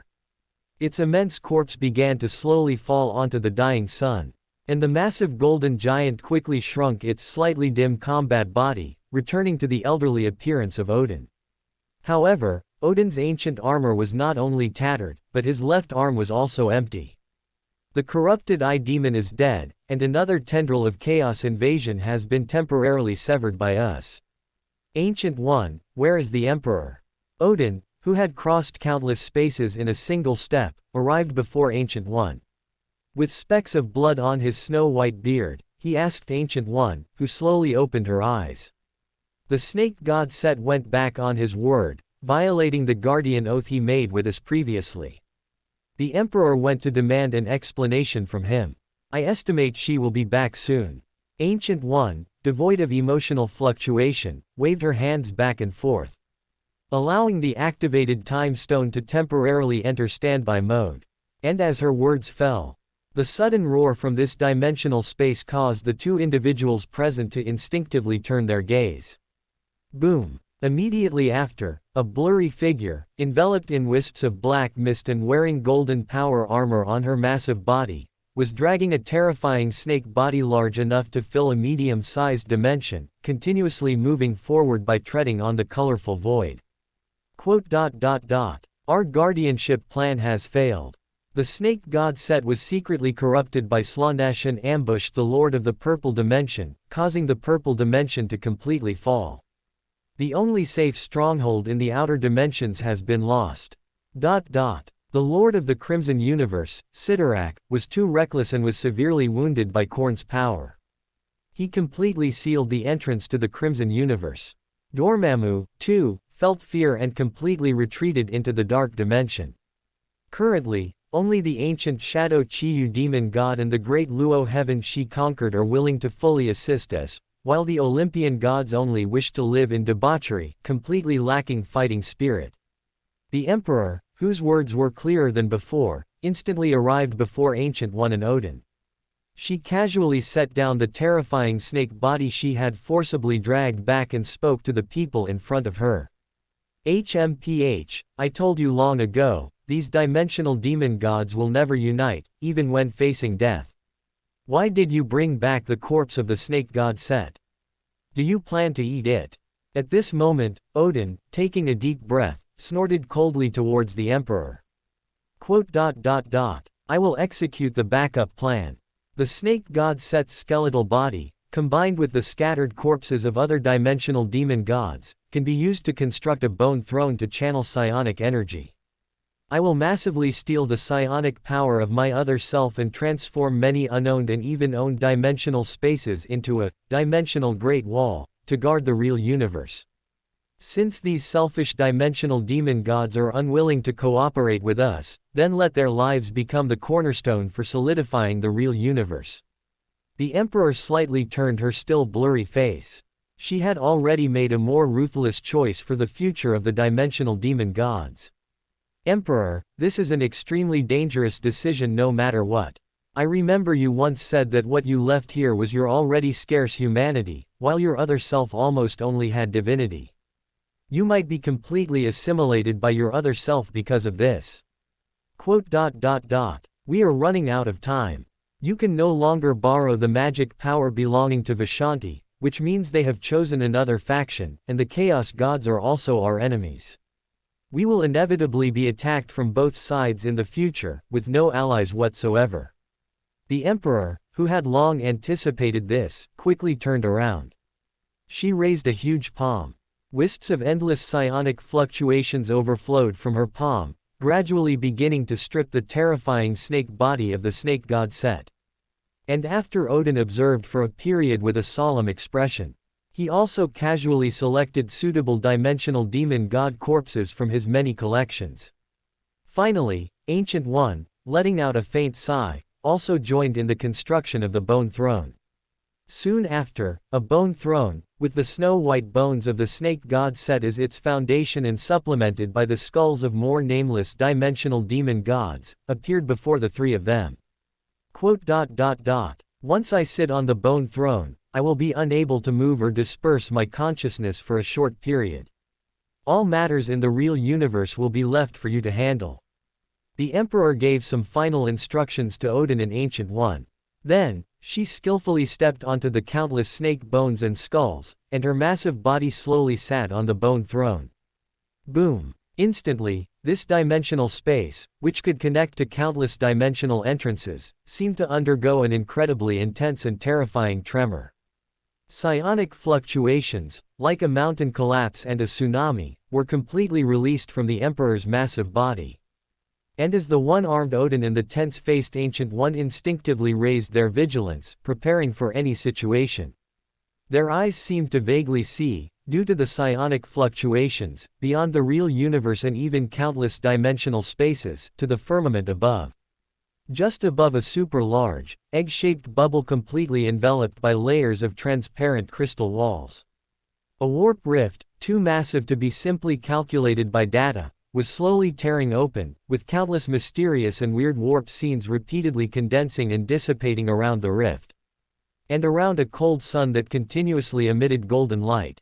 On the left and right sides, respectively, stood the four incredibly blurry figures of the Chaos Gods, Korn, Tzeentch, Nurgle, and Slaanesh. But what shocked Ancient One and Odin even more was that, directly opposite the five great Chaos Gods, there also existed five terrifying beings, whose blurry forms were even harder to discern, engaged in an eternal standoff. Buzz buzz buzz. Accompanying the subtle sounds of precision instruments constantly rotating, the tesseract, specially used to protect the space stone, was laboriously cut open by a cutting blade made of vibranium. The next second, a solemn-faced Lorsch slowly raised a vibranium palm. He carefully pinched the space stone, which emitted a faint blue light, between his two fingertips. Subsequently, without the slightest hesitation, Lorsch firmly aimed the space stone at the infinity gauntlet on his other huge palm, gently placing it above the mind stone. Chi. In an instant, strands of azure light continuously reflected from Lorsch's massive body. He subconsciously took a deep breath. Even the depths of his reopened eyes faintly revealed a hint of azure energy brilliance. Respected Primarch, how do you feel about this?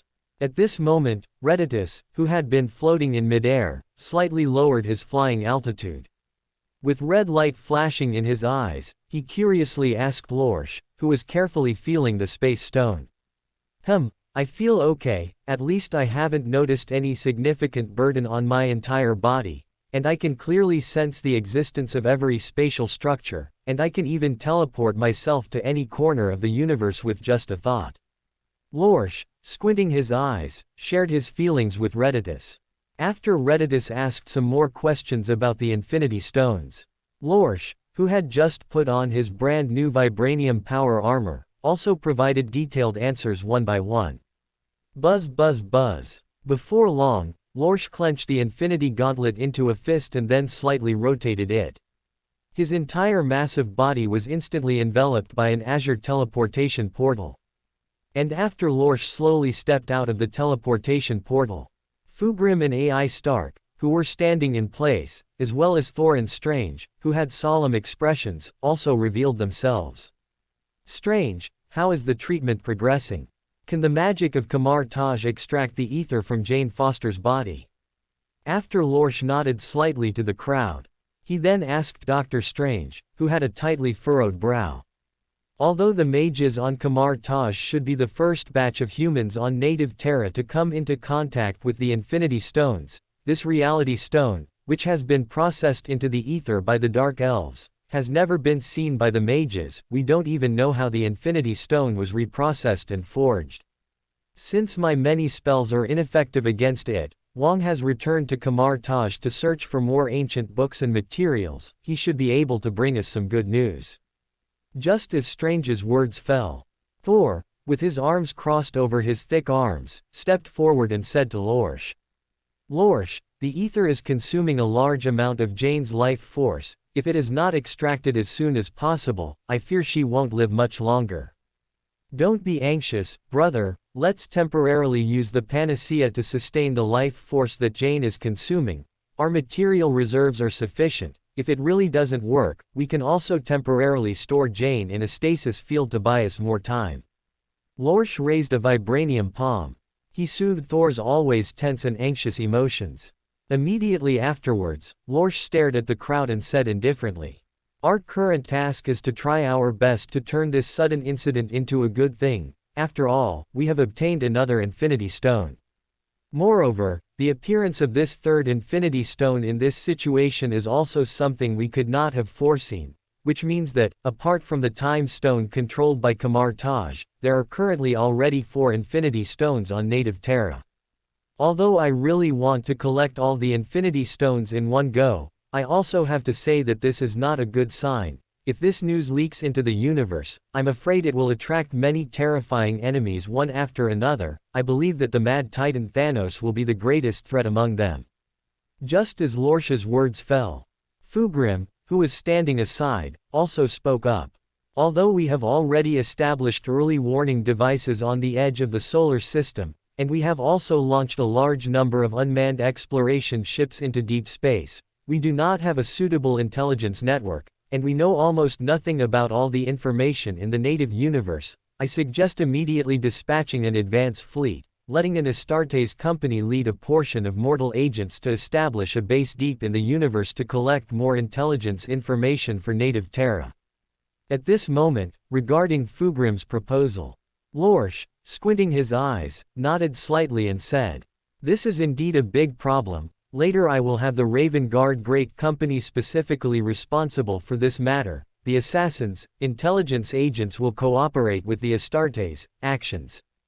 Buzz buzz buzz. Just as AI Stark also intended to join this topic and offer some important suggestions to Lorsch and the others.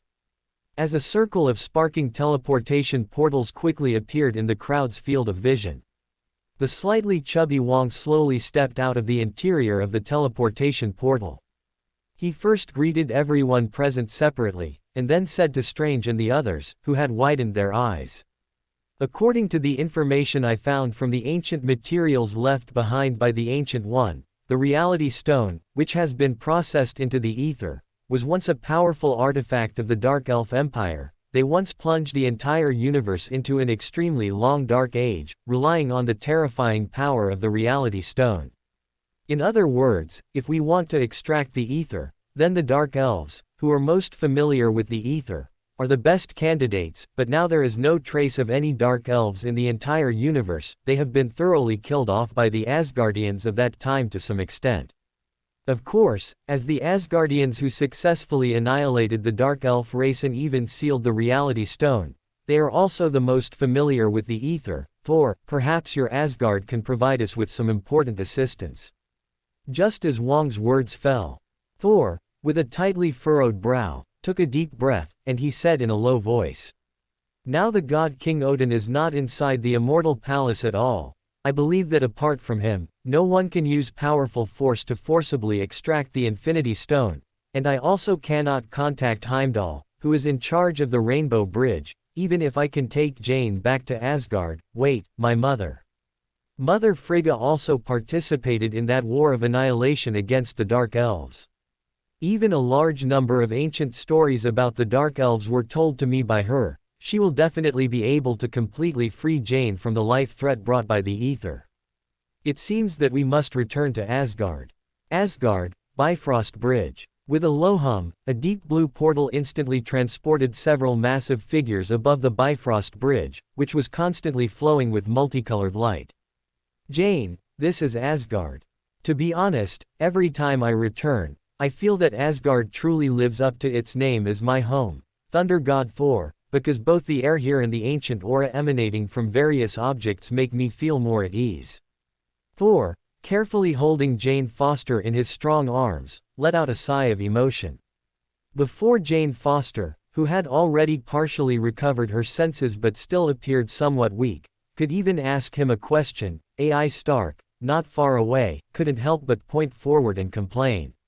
I say, Brother Luo Shah, when did you Asgardians become so uninhibited? I never heard of such a custom before. Why do I see a group of Asgardians eating something raw? Oh, damn it, they're eating people. In an instant, AI Stark's incredibly horrifying words made Thor, whose eyes were wide, and Luo Shah, who was gazing into the distance at Heavenly Palace, both turn their gazes.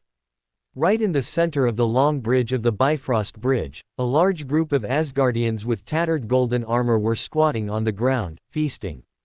And what they were gathered around was none other than a mutilated corpse of an Asgardian civilian. Although we Asgardians are martial, we are not barbaric to the point of drinking blood. Brothers, it seems something must have happened to Heavenly Palace, and this is why Heimdall left his post. Thor, his expression gradually becoming serious, exchanged a glance with Jane Foster in his arms. With a tacit understanding, she slowly landed from his strong arms and stood beside him. Thor's hand quickly tightened around Mjolnir. As dull thunder rumbled all around, streaks of brilliant lightning also burst forth from his entire body. At the same time, Luo Shah, narrowing his eyes, casually pulled out the blood scythe from his inventory page and gripped it tightly in a vibranium hand. Something is definitely off. I just smelled a faint stench of chaos in the surrounding air, but such weak chaos psychic power isn't even enough to make a chaos demon appear. Luo Shah, instinctively twitching his nose, said to the ready-to-fight group without turning his head. Let's conduct a preliminary reconnaissance as quickly as possible. If we find the battlefield situation is wrong, the Space Stone will instantly take all four of us back. We'll talk about mobilizing the main force later, understood? Thump, thump, thump. The next second, Luo Shah's massive body quickly manipulated the vibranium power armor. He charged towards the gathered Asgardians like a roaring steel train. Boom. Immediately after, with AI Stark indicating it would protect Jane Foster, Thunder God Thor also leapt into the air with a roar, his tall body enveloped in streaks of lightning as he flew towards the ravenously devouring Asgardians. However, Luo Shah, whose Primarch organs were now increasingly perfected, outpaced Thor with just his running speed. He vigorously brandished a blood scythe, glowing with green light. More than a dozen Asgardians, who had no time to react, were almost instantly cleaved into countless chunks of flesh and blood by the sharp blade. Roll, roll, roll. Just then, a broken head, covered in a putrid smell of blood, unexpectedly rolled to Luo Shah's magnetic boots. As the expressionless Luo Shah looked down at this fresh, corpse head, which was still blinking its pale eyelids and trying to open its mouth to bite, Thor, shimmering with lightning, landed with a crash. He stood beside Luo Shah and said, "He's not completely dead. To be precise, he's dead, but his corpse came back to life. It might be Loki Nurgle's power at work. Only he is more skilled at manipulating corpses." At this moment, Luo Shah, taking a deep breath, subconsciously replied. He immediately drove the vibranium power armor to kneel on one knee and extended two vibranium fingers into the countless bloody minced meat in front of him, carefully picking up a small piece of dried, blackened brain matter. Then, Luo Shah, without changing his expression, under Thor's gaze, actually shoved the dried brain matter into his mouth. Hiss, hiss, hiss. In an instant, Luo Shah's gene detection nerves were thoroughly activated. Scene after scene of illogical memory fragments flashed quickly before his eyes. The first memory scene that appeared was the deceased having just learned that a large number of Asgardian civilians had accidentally contracted a non-fatal plague that caused continuous weakening of their powerful physiques, but there were also rumors that the infected would gradually lose their minds and become living dead who only devoured flesh and blood. Then, scene after scene of memories rapidly switched. Some civilians who were outside witnessed a small landing craft, whose ship model and external design were completely unlike anything belonging to humans or Asgard, forcefully cut through the sky above Heavenly Palace and crashed deep into Asgard's forest. Immediately after, the memory scene switched once again. The deceased secretly saw Heimdall, whose magnificent eyes were filled with endless sorrow. He was leading teams of fully armed Asgardians to completely quarantine countless Asgardian civilians, even if it meant killing resistors on the spot. And Queen, who had been continuously casting large healing magic, also dropped her arms with a look of loss, clearly having given up on continuing to cast spells. The deceased's memories are somewhat chaotic due to some kind of damage. Based on my guess, an alien spacecraft's landing pod crashed on Asgard, and it's probably them who brought this zombie plague that can turn Asgardians into living dead. Moreover, although this piece of brain matter contains a small amount of chaos psychic power, its proportion is not large. This is a new plague that I have never seen before. Thor, no matter what, I must treat the current Asgard as a battlefield corrupted by chaos. I hope you don't mind, this is our duty. At this moment, Luo Shah, who suddenly spat out the putrid brain matter from his mouth, slowly stood up, driving the vibranium power armor. He deliberately bit his tongue to disinfect it with Emperor's blood and turned to Thor, whose expression was solemn, and spoke. And although Thor was now burning with anxiety, his many years of heroic life and countless battlefield experiences fighting chaos, especially Tony's tragic encounter, made him well aware of the dangers that chaos corruption could bring. Brother Luo Shah, do what you have to do. If I lose my mind and start acting foolish with everyone, then when necessary, you can knock me out. At this moment, Thor, who seemed to have already mentally prepared himself and made the worst-case scenario in his heart, nodded heavily in Luo Shah's direction. The cold, empty space beyond Asgard. A fleet composed of Cobra-class destroyers and Sword-class frigates had just finished their faster-than-light travel, successfully arriving in Asgard's near-Earth orbit. Rorschach directly mobilized 5 local fleets from the lunar starport, completely surrounding the entire Asgard. Now, this place is not only the home to which Thor, the god of thunder, and Odin, the king of gods, can return. It is also the only platform for the Rainbow Bridge, a strategic planet-destroying weapon. Logically and emotionally, Rorschach cannot allow more problems to occur in Asgard. Therefore, he even used the Lamentor's Great Company, an Astartes company he deployed, to prevent some appalling phenomena of indiscriminate killing from occurring behind the scenes. Buzz buzz buzz. At this moment, just as the Astartes of the Lamentor's Great Company were making pre-war preparations, teams of mind-controlled legions with mechanical tentacles waving back and forth were also quickly incorporated into AI Stark's command sequence.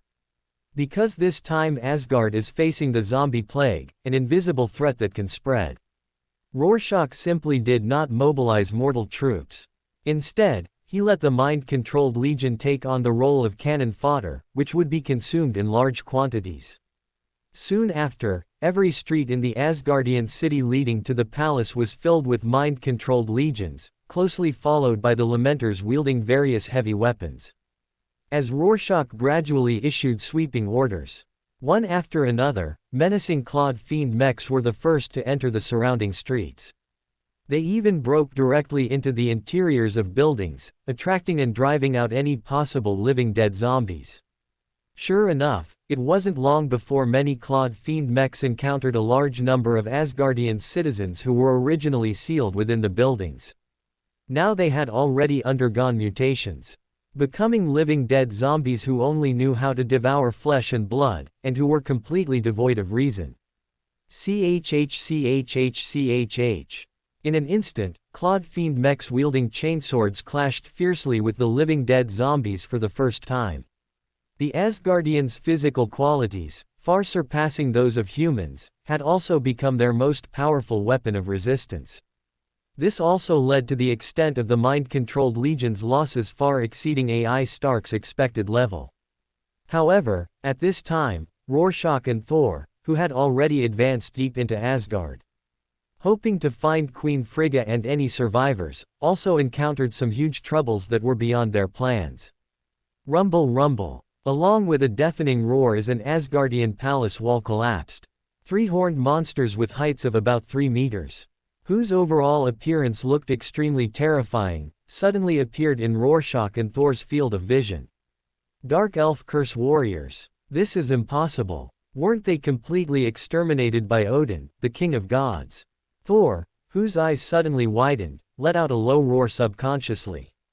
Immediately afterwards, he immediately launched a fierce attack on one of the curse warriors, his whole body blooming with strands of lightning, as heavy electric light scattered everywhere.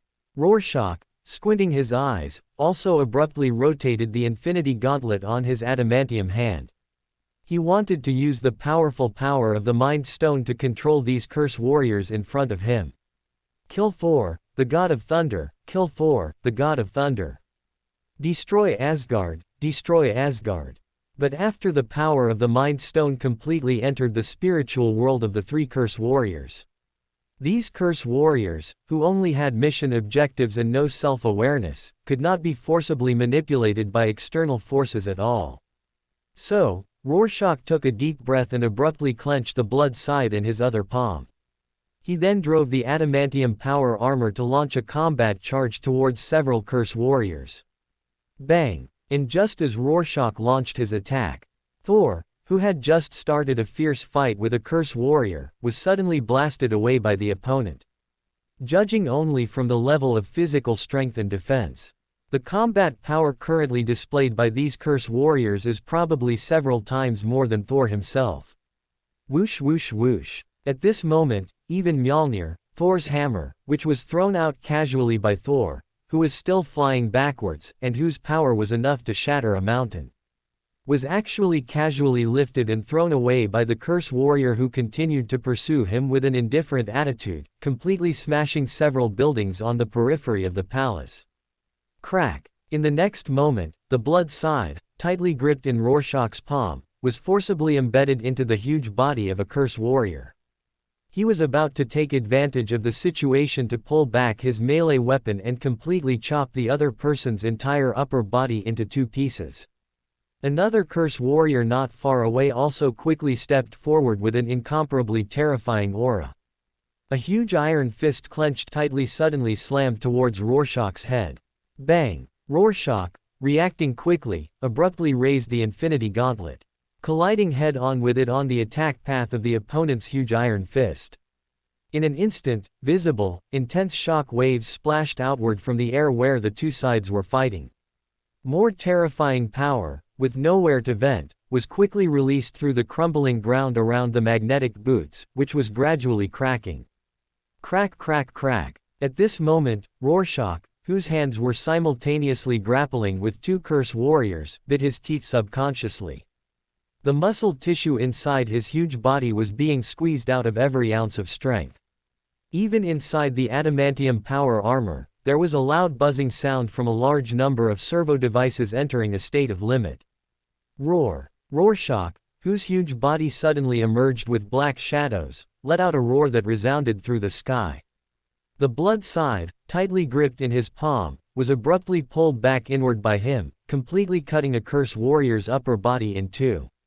At the same time, the fist wearing the infinity gauntlet instantly opened its thick fingers and firmly wrapped the last curse warrior's huge iron fist. Bang! Rorschach, whose pure physical strength seemed to temporarily surpass that of the curse warrior, completely threw the other person into the air, and then slammed heavily between the broken ground. Rorschach, panting heavily, did not wait for the curse warrior who had just fallen to the ground to completely react. He abruptly rotated the infinity gauntlet, instantly activating the space stone on it. A blue teleportation energy seemed to instantly envelop the entire head of the fallen curse warrior, but it only enveloped the other person's head.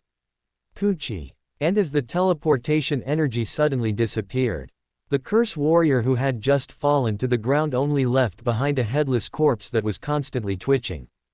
The head was completely missing from the entire Asgard. Rorschach, several fleets in near-Earth orbit are engaged in a fierce firefight with a large alien battleship. Wait! The other side just sent out a broadcast message, claiming to be ancient survivors of the Dark Elf race, whose purpose here is to destroy Asgard, and demanding that the human race from Midgard not interfere. Otherwise, they will definitely go to attack Earth. At this moment, AI Stark's mechanical voice suddenly rang in Rorschach's ears. Then you tell these Dark Elves that Thor and I will personally go and settle accounts with them later. Chapter 866, Corrupted King, Malekith.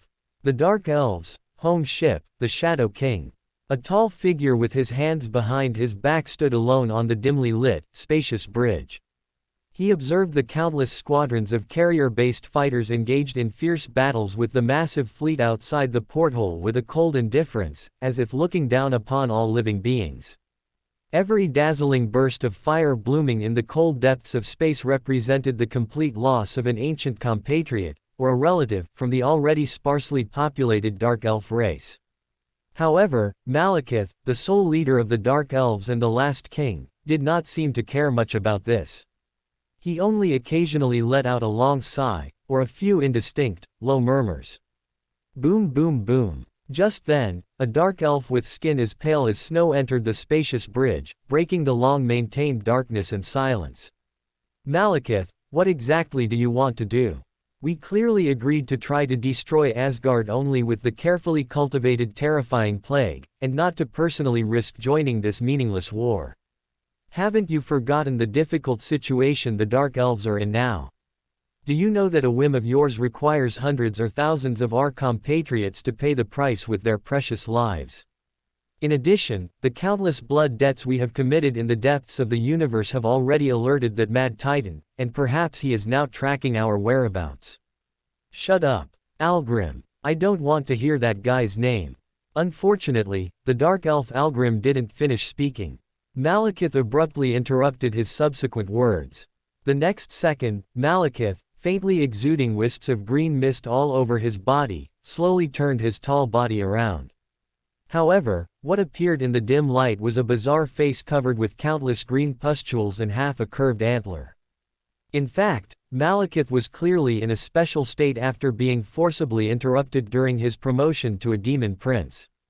In my opinion, that guy is an extremely paranoid and crazy madman. A despicable and shameless villain. If it weren't for his accidental interference, I would have been promoted to the chief demon prince of Nara, Mother of Hope, long ago. Once I can successfully advance, we can have countless flesh forges to break the Dark Elves' reproductive limits, and no longer have to rely on slaughtering alien races on countless planets to obtain the wonderful blessings of the Mother of Hope to increase some brothers and sisters. As for the deep-seated hatred between us and the Asgardians that has stretched to this day, it can be solved by me immediately, instead of secretly releasing some living corpse plague, gambling on the chance and luck of Asgard's complete destruction. At this moment, Malekith, whose bizarre face was full of unwillingness, said in a low voice. But all of this that was originally within reach has completely become an illusory bubble under the threat of the Mad Titan. I am not reconciled. Algrim, do you think my choice to attack Asgard now is a whim? No, you underestimate your king too much. Not long ago, I accidentally sensed the aura of the ether, and from that moment on, I knew that the supreme artifact that the Dark Elf Empire once used to rule the entire universe has appeared once again. As long as we can successfully retrieve the ether, even if I haven't completed the promotion ceremony, we will be enough to find a direction for the rise of the Dark Elf race again. At this moment, Malekith's low words made Algrim, who was standing in place, completely silent. After he quickly digested a lot of important information, suddenly, he solemnly said to Malekith, "My king, why didn't you tell us these truths earlier? Hee, my old friend, if I had told you all of this earlier, would you still stand firmly by my side?" Countless years of exile have long turned most of the Dark Elves into extremely humble cosmic bugs. They have learned to deceive, they have learned to kill, they have learned the law of the jungle in the cold depths of the universe, but they have also abandoned the pride and dignity that the Dark Elf Empire once possessed. Malekith, who subconsciously let out a sigh, put his hands behind his back again. He slightly widened his pair of extremely deep blood-red eyes. His gaze was fixed on the dazzling fire and shield light that were constantly blooming outside the porthole. In fact, if it weren't for the unexpected arrival of Nara, the Mother of Hope, that allowed me to find a glimmer of hope again, I might be no different from those dark elves. Do you still remember the ancient dark elf proverb? The incomparably revered darkness gave us pale skin and blood-red eyes, so that we can find a ray of light in despair. Now, the Mother of Hope is the light of the dark elf race. As soon as the words fell, Malekith's words seemed to have completely offered Algrim's allegiance. The other party quickly knelt down on one knee and said in a deep voice with the ancient oath gesture of the dark elf race. My king, I will pay the price of my life for my slightest contempt and neglect of you. I will lead more compatriots to transform into cursed warriors and recapture the ether for our dark elf race. Malekith, whose yin and yang dividing bizarre face faintly revealed a hint of gentle smile, also said softly. Algrim, there is no need to say more about the friendship between you and me. This should have been the responsibility of me, this king, but the side effects of the failed promotion have been entanglement my weak body, so I can only rely on you, my old friend. Algrim, whose expression became more and more firm, did not continue to say more. The other party just slammed his chest. Then the whole person quickly got up and walked towards the outside of the empty bridge. However, after the other party's tall figure and familiar aura completely disappeared, Malekith, who was still maintaining a gentle smile on his bizarre face, instantly changed his face. He also muttered to himself, the great rejuvenation of the dark elf race can only be completed by me, the only last king, and not by you, a mere deputy guard officer, my old friend. It's just a pity for the precious friendship between you and me that has lasted for thousands of years. Hee, the Supreme Mother of Hope is right. I who am about to become the chief demon prince will have a brand new family. I will completely join that incomparably warm and harmonious family. All things decay, all beings do not perish. Thank you for your support. Chapter 867, Tragic Adjutant, Death of Algorim. Boom. Thor, enveloped in countless dazzling lightning, suddenly raised Mjolnir in his palm. The next second, Mjolnir, continuously unleashing terrifying lightning, crashed down with thunderous force, smashing directly onto the head of the last cursed warrior. Splat! By the time the cursed warrior's entire head had shattered into countless bloody remnants, like an overripe fruit. A grim-faced Thor took a deep breath, barely managing to relax from the intense, nerve-wracking battle.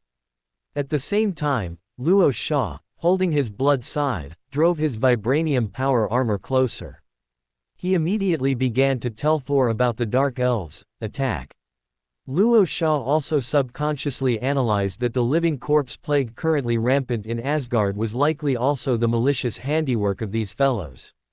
Thor, gradually recovering his expended stamina, almost immediately decided to engage in a space-boarding battle with Luo Sha to completely wipe out these cursed Dark Elves. Boom, boom, boom. At the same time, on the ground battlefield within Asgard, countless plumes of smoke permeated the buildings. Lamenters, each wielding heavy firepower weapons such as assault cannons and heavy bolters, used large, continuously aligned formations of crab-like machine guards as a metal wall. Mostly clad in Terminator power armor, they advanced slowly but steadily, unleashing continuous suppressive fire against the stumbling Asgardian living corpses. Based on the current situation, a standard bolter often required an entire magazine of bolters to inflict fatal damage on an Asgardian.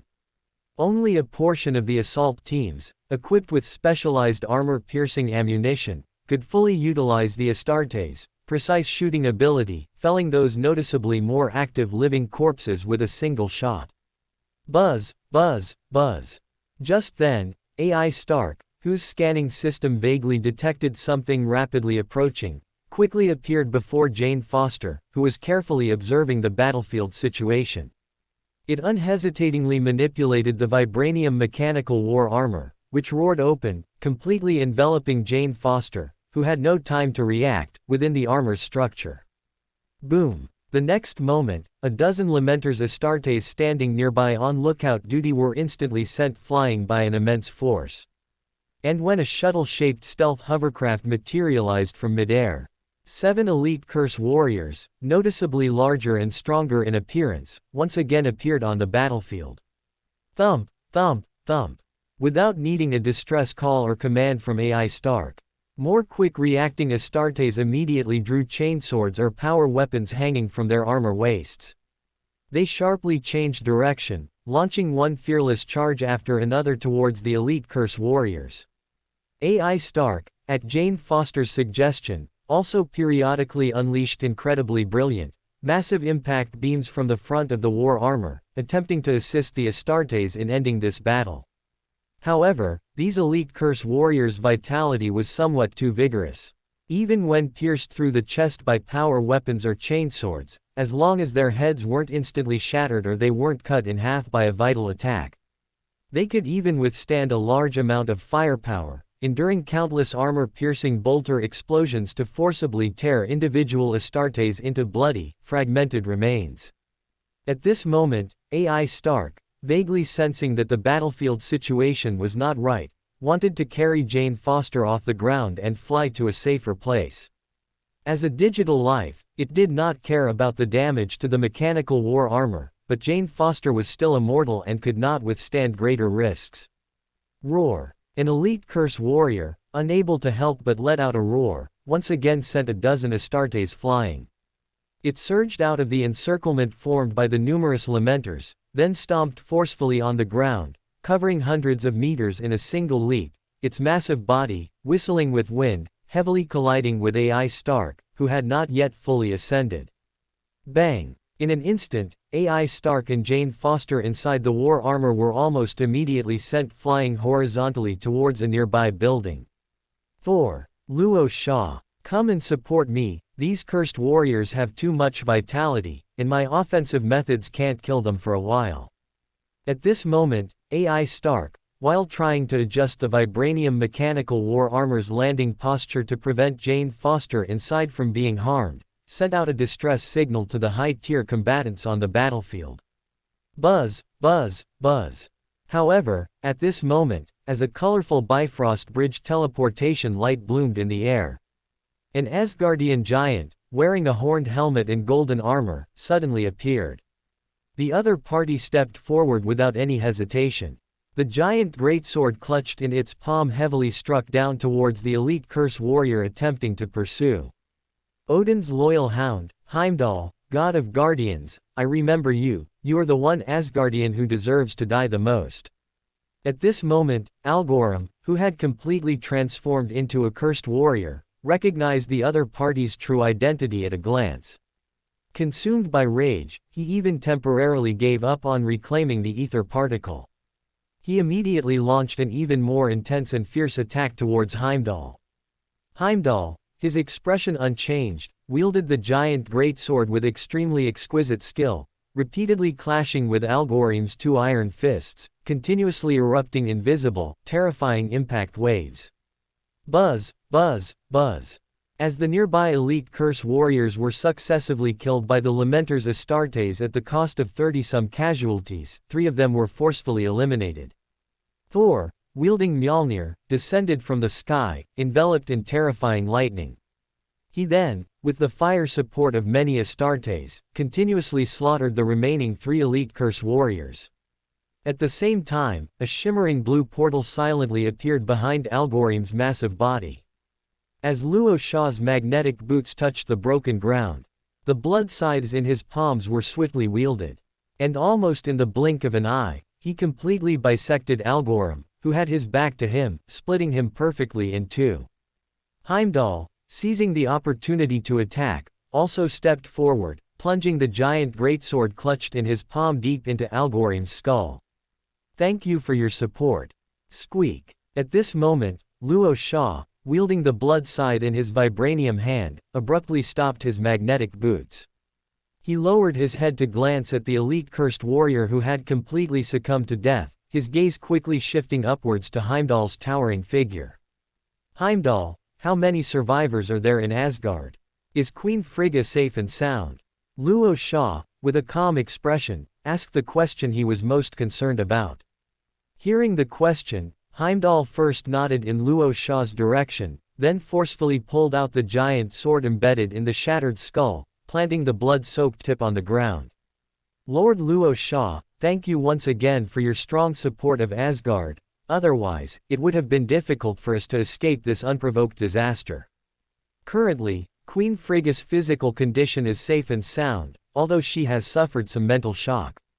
As for how many survivors there are in Asgard, after we discovered that the continuously spreading living corpse plague could no longer be controlled, we immediately transferred all uninfected survivors to Odin's vault, relying on some of the power left behind by King Odin to protect the people of Asgard.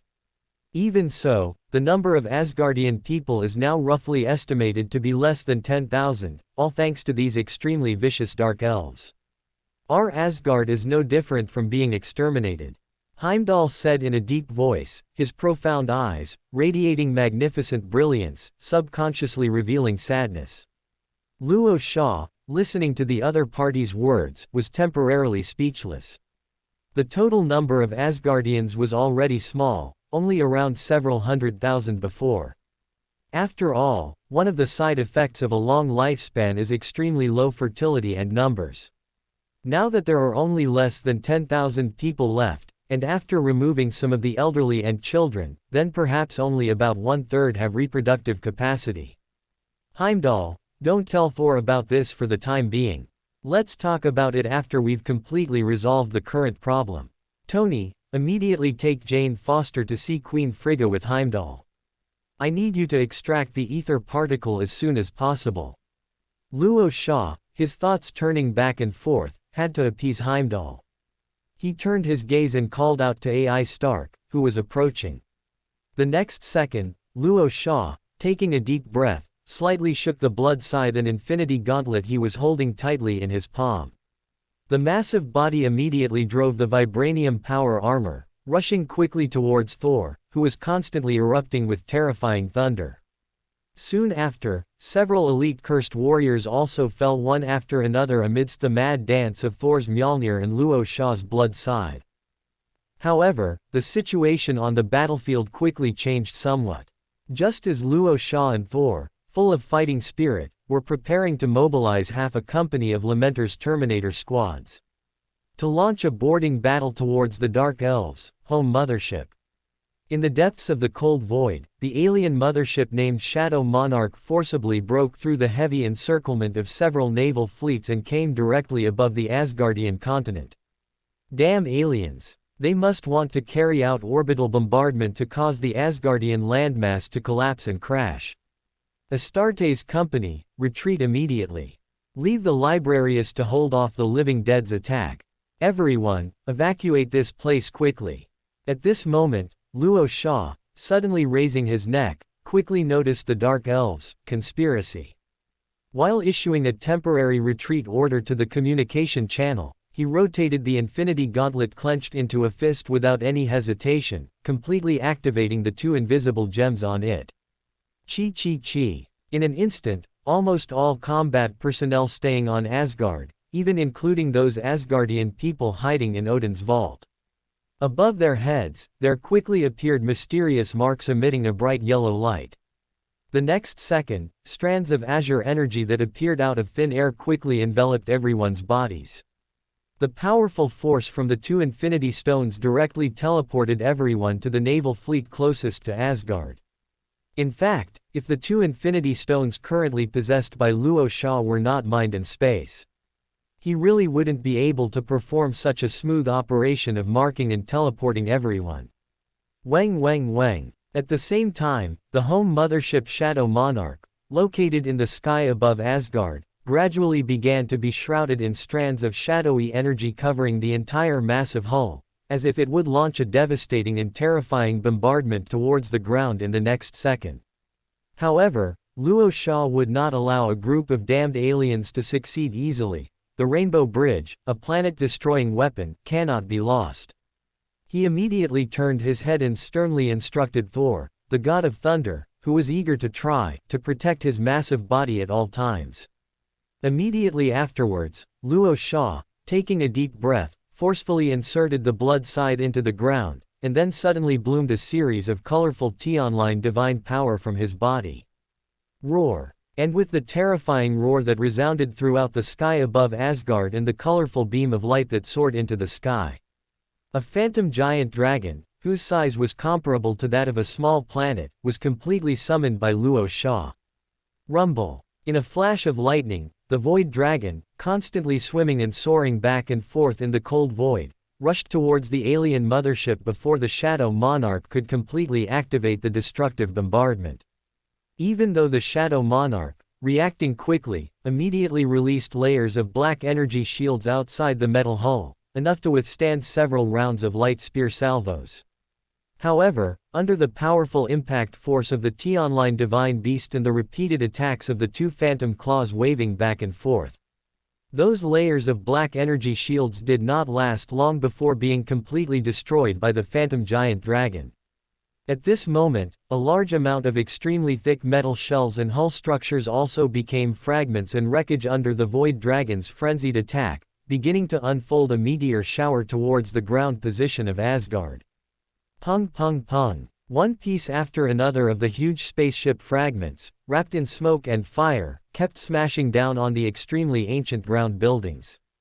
Even the Immortal Palace, which symbolized the Asgardian people, could not completely escape. The towering building structure was forcibly destroyed by more than half. And when the Void Dragon, personally controlled by Luo Sha's consciousness, continuously bombarded the already collapsing Shadow Monarch with terrifying energy breaths, this alien ship, which had just suffered a lot of damage, finally couldn't hold on any longer.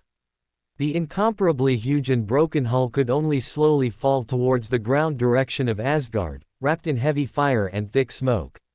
At the same time, Thor, the god of thunder, wielding Mjolnir, the god of thunder's hammer, back and forth in his palm, also grabbed Luo Sha's vibranium power armor, and the two quickly rose from the ground into the smoky sky, in order to avoid the terrifying impact that followed. Thank you for your support.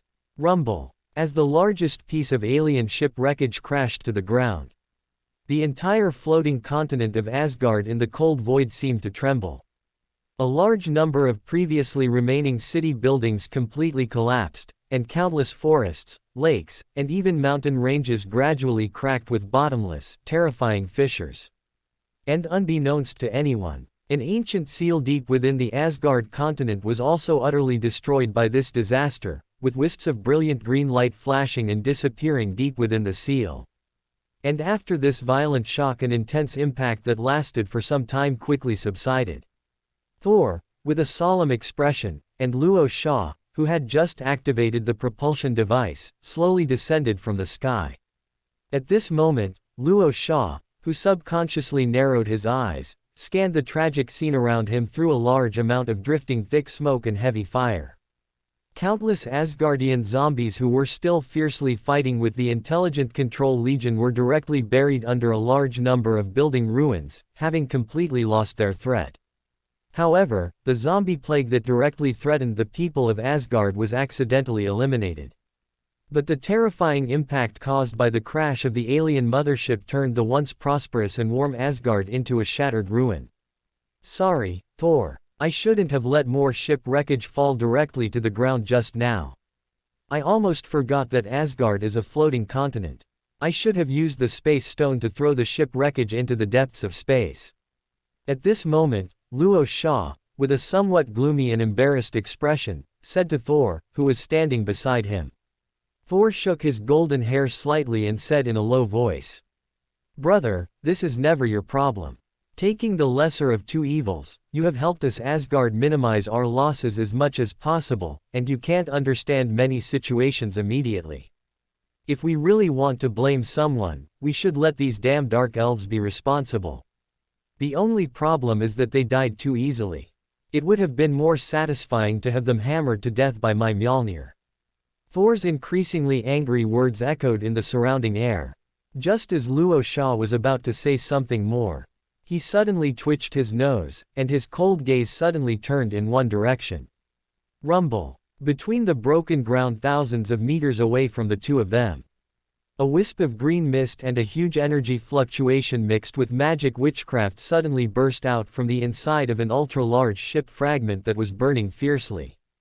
The next second, as the ship fragment shattered with a bang, a tall figure that suddenly floated into the air also directly appeared within the field of vision of Luo Sha and Thor. A demon prince of Nurgle. No, that's just a semi-finished product that hasn't fully transformed. No wonder I can always smell some chaos energy emanating a stench. So it's you, the lackey of this evil god, who is causing trouble. Luo Sha couldn't help but sneer. He casually clenched the Infinity Power Gauntlet, and his other palm slowly drew the Dawnbreaker Warhammer from the storage page. At the same time, Thor, whose tall body was surrounded by wisps of brilliant lightning. His gaze was also fixed on the other party, and he roared in a low voice. Damn Dark Elf, you must pay the most tragic price for your act recklessly against Asgard. Prepare to die. However, at this time, the Dark Elf King, Malekith, the follower of Nurgle, who was still floating in the air, also sneered. Hee, you dare to talk to me about the price. Son of Odin, if it weren't for you Asgardians forcibly destroying our Dark Elf's great empire with brute force and ending our rule, why would the Dark Elf race have become a group of wandering orphans? In my opinion, you Asgardians are the perpetrators of everything. This doomsday disaster in Asgard is entirely your own fault and not worth dying for at all. Well, since I can't retrieve the ether particle that was taken from me by you, then I will let you taste the great power of the Mother of Hope, Nalagi. As soon as the other party finished speaking, wisps of green mist constantly emitting a foul odor quickly bloomed from between Malekith's hands. The next second, small tornadoes completely condensed from magic witchcraft floated out of thin air between the broken ground. Then, two different forces quickly merged strangely, and then quickly attacked Luo Sha and Thor. Crackling. At this moment, Thor, whose eyes were constantly overflowing with more lightning, suddenly raised the thunder god's hammer Mjolnir tightly held in his palm. Terrifying lightning bolts falling from the sky instantly struck Malekith's tall body. Unfortunately, even though the other party's entire body was heavily struck to the ground by countless dense terrifying lightning bolts, and every part of his body was torn apart. But the powerful vitality of Nurgle's followers, which is the most difficult to deal with, still allowed Malekith's injuries to completely recover. Boom boom boom. The next moment, Luo Sha, who was holding the Dawnbreaker Warhammer in one hand, suddenly activated the Vibranium Power Armor. He, who was covered in wisps of dark shadows, cast Shadow Step without any hesitation. Luo Sha's huge body flew through a series of poisonous tornadoes that were enough to corrode all things like an invisible shadow, and directly came to Malekith's rear position. Boom! Luo Sha, who had just landed, waved the Dawnbreaker Warhammer with terrifying speed that Malekith could not capture at all. The other party's tall body instantly flew forward like a humanoid ball. At the same time, Thor, wrapped in terrifying lightning, also flew towards him. The thunder god's hammer Mjolnir, which was suddenly swung over, also heavily bombarded Malekith's chest, blasting the other party back towards Luo Sha. At this moment, the powerful vitality of the semi-finished demon prince Malekith became its suffering and torment instead. Luo Sha and Thor repeatedly bombarded the other party's body like playing tennis. And in order to prevent Malekith from launching a counterattack unintentionally, the vicious Luo Sha even forcibly used the powerful power of the Mind Stone to completely control the other party's tall body, only retaining Malekith's clear consciousness. Boom boom boom. However, not long after, just as Luo Sha and Thor regarded the immobile Malekith as an alien sandbag to vent their negative emotions, with the appearance of a five-colored teleportation channel that crashed down on the broken earth. A huge figure with purple skin exposed and thick arms behind his waist successfully arrived in Asgard. Thank you for your support. Chapter 870, The Mad Titan, Thanos arrives. In an instant, Rorschach, who was joining forces with Thor to beat up the Nurgle follower Malekith, abruptly stopped his magnetic boots. He even let the heavily injured Dark Elf fall to the ground like garbage. At this moment, Rock's extremely keen animal instinct made him instantly sense a terrifying pressure that was enough to make one's hair stand on end. Rock's cold gaze immediately turned back and forth, scanning the surrounding scene. Then, he saw at a glance the huge purple figure about several kilometers away, striding towards them. Thor, stop playing around. A powerful enemy is here.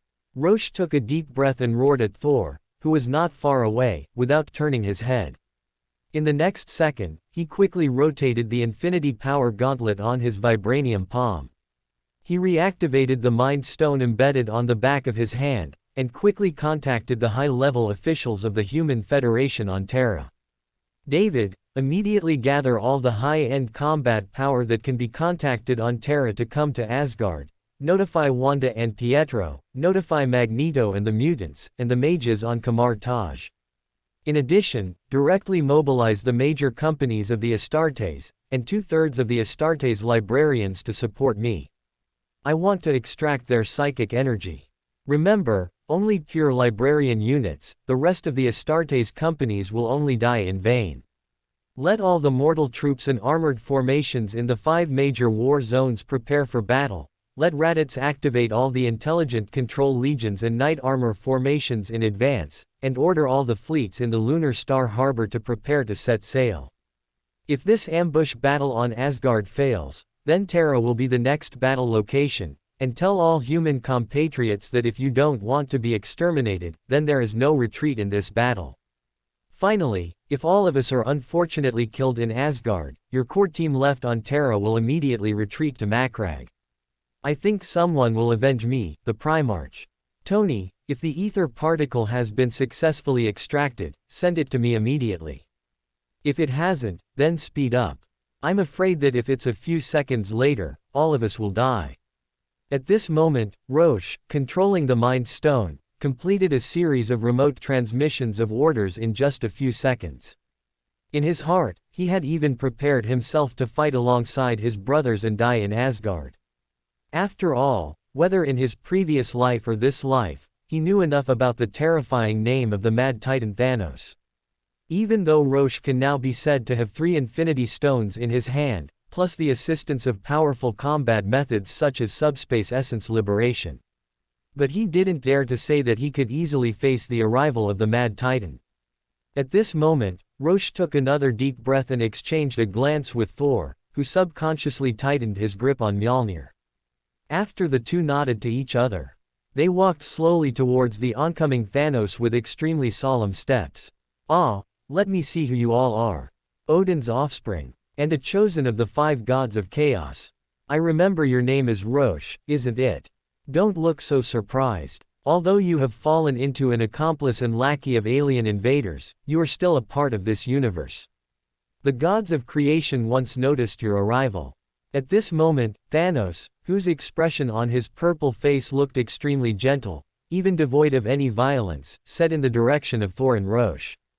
The other party still maintained a detached posture with his hands behind his back. He did not react in any way to the vigilance and hostility of the 2 powerhouses in front of him. Thanos, we Asgardians don't welcome you. Get back to your territory. Thor, with a frown, was not as calm as Rorschach beside him. He roared loudly at the other party with a stern expression. If my father, the god King Odin, wasn't here, how would you dare to descend here so presumptuously? However, Thanos generously admitted to Thor's sarcastic words. Hee, you are right, Odin's offspring. If the god King Odin was here, I would definitely turn around and leave, because I have no need to fight with an Asgardian god king who is about to die of old age, especially when this old man can indeed cause me some damage. But child, just as you said, the god King Odin is not here, and even the famous supreme mage Yi is far away from the solar system. A series of unexpected changes in the dimensional space are enough for them to have a headache. I think they won't be able to come back in a short time. So now, how are you going to deal with me? Are you going to risk your lives with just a few Infinity Stones? Thanos, still with his thick arms behind his back, stared down at Thor and Rorschach in the distance with a condescending and contemptuous gaze. At this moment, the Mad Titan was like an old cat who had been around for many years, looking at two little mice who had not yet grown up. Rumble. The other party's voice had just fallen. Rorschach, who was accumulating a large amount of shadow power in his body, was not angry. Thor, whose eyes twitched slightly, suddenly raised Mjolnir, the hammer of Thor, upwards. Strands of extremely brilliant lightning instantly enveloped his tall body. HMPH. Thor suddenly exhaled and then, according to his usual combat habits, he threw Mjolnir, which was tightly held in his palm, towards the front of Thanos' huge body. Hee. However, in the next moment, Thanos, who was standing in place, shook his head slightly. A hint of disappointment faintly appeared on his purple face. Then, a huge palm behind his back suddenly lifted up, and grabbed the unstoppable Mjolnir with a terrifying speed that was difficult to capture with the naked eye. This is the legendary Mjolnir, the hammer of Thor. The powerful weapon forged by the god King Odin with the core of a dying star. The forging technology looks okay, it's a pity to destroy it. At this moment, Thanos, who was muttering to himself, completely ignored the large amount of brilliant lightning falling on his huge body. The huge palm that tightly grasped Mjolnir suddenly squeezed hard. Visible fine cracks appeared on Mjolnir's metal surface. No. Seeing that Mjolnir, the hammer of Thor, which had accompanied him for countless years, was about to be destroyed by the other party. Thor, who had just been full of fighting desire, rarely showed a sense of panic. But he had no way to stop Thanos' actions. He could only stare blankly as Mjolnir completely shattered into pieces of metal wreckage that had lost their energy light. Boom. And after waves of brilliant lightning containing infinite magical energy swept towards the surroundings. Thanos, who had put his thick arms behind his back again, still stared at Thor and Rorschach in front of him with a condescending and contemptuous gaze. Children, if you have any other methods now, you might as well take them all out at once, I would also like to see them. Thank you for your support. Paternal Nurgle, is this you? Points to the photo. Thanos glanced at the photo. How does this look like me? This is not me. This is Darkseid. Only he likes to put his hands behind his back and act cool. My hammer. Thor, whose eyes were gradually turning blood red, swiftly charged towards Thanos with an astonishing momentum. His massive feet, moving back and forth, continuously crushed the already broken ground, leaving behind one huge pit after another and countless splattered rocks. At the same time, strands of even weaker but purer lightning power were slowly blossoming within Thor's enormous body. However, Thanos, with his thick arms crossed behind his back, suddenly lunged forward with a terrifying speed even more agile than Thor's. He abruptly withdrew one of his thick arms from behind him. A tightly clenched purple fist heavily struck the front of Thor's magic armor, causing him to instantly spurt a large mouthful of scorching blood, and completely severing that new power that had yet to germinate. Boom! The next second, Thanos, whose pure physical strength far surpassed Thor's current state, used only one fist to heavily smash Thor's entire body onto the ground, instantly creating a spiderweb-like depression about 100 meters in diameter in the shattered ground. I am somewhat curious, are you not comrades or brothers? Why did you not act together? Or are you just simply afraid? At this moment, Thanos slowly straightened his broad back, driving his massive body. With a huge foot clad in a metal boot heavily stepping on Thor's head, Thanos looked at the unmoving Rorschach with a slight hint of surprise. Thanos, you are indeed very strong, but not strong enough to be suffocating or terrifying, so I am waiting for an opportunity to cause you harm or deliver a killing blow. And I am also curious about a few things. Why did you come to Asgard alone, and what is your purpose here? I don't believe you only came now because you feared God King Odin and them, because I think you are quite confident in the powerful strength you control. You must have a purpose for coming here now.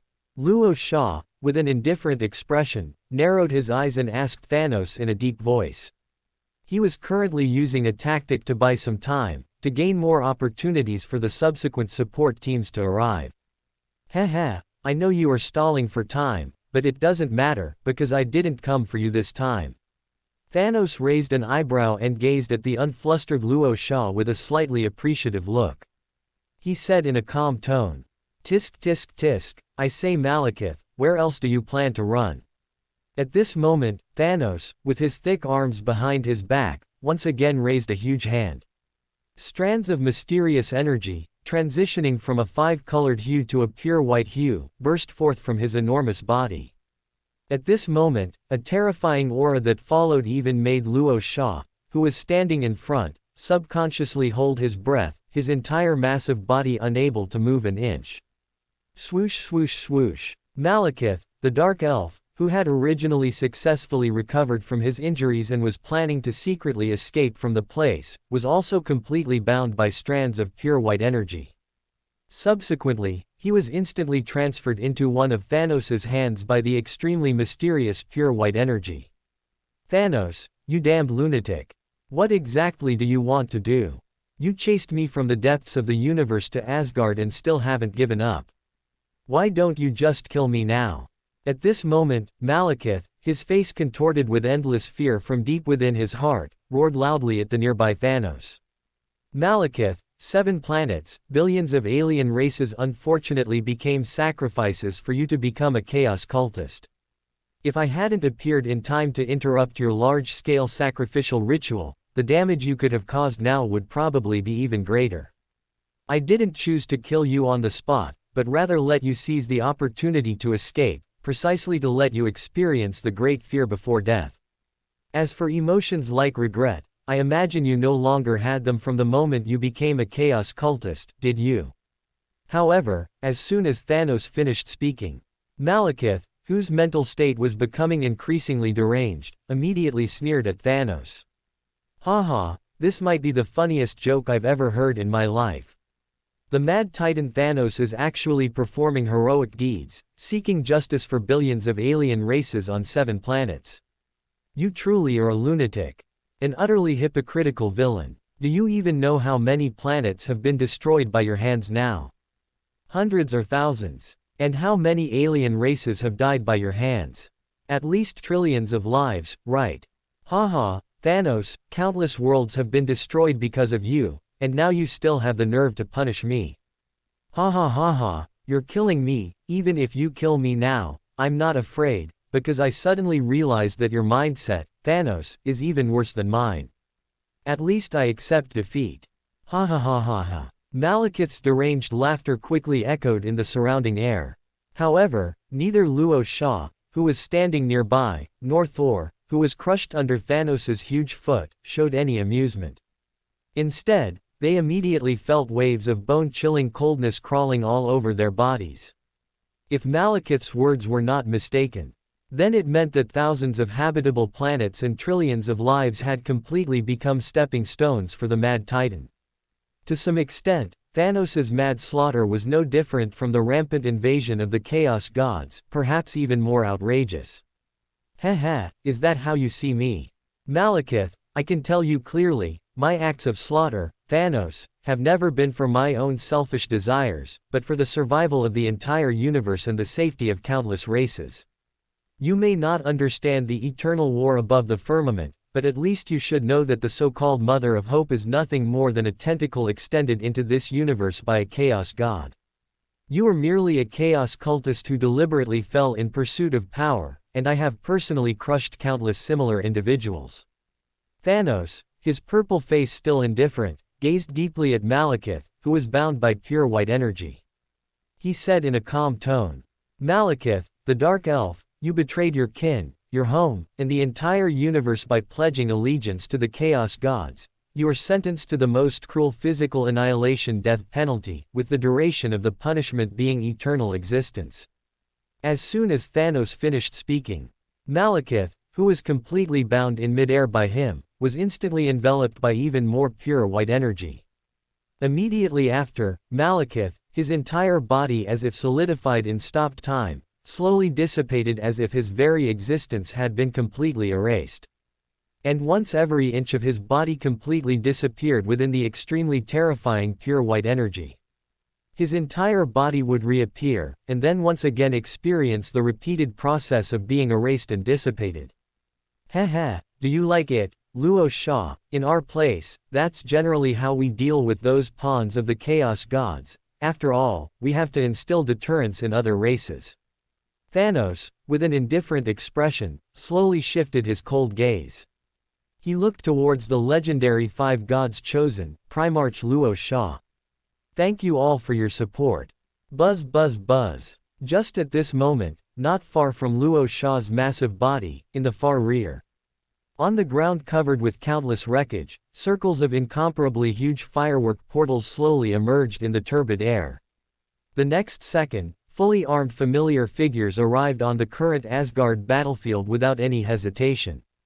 The Scarlet Witch Wanda, whose slender body was suspended in midair, and the white-robed national teacher Pope, Pietro, arrived here one after another, along with some unknown hero believers who had completely believed in the Emperor.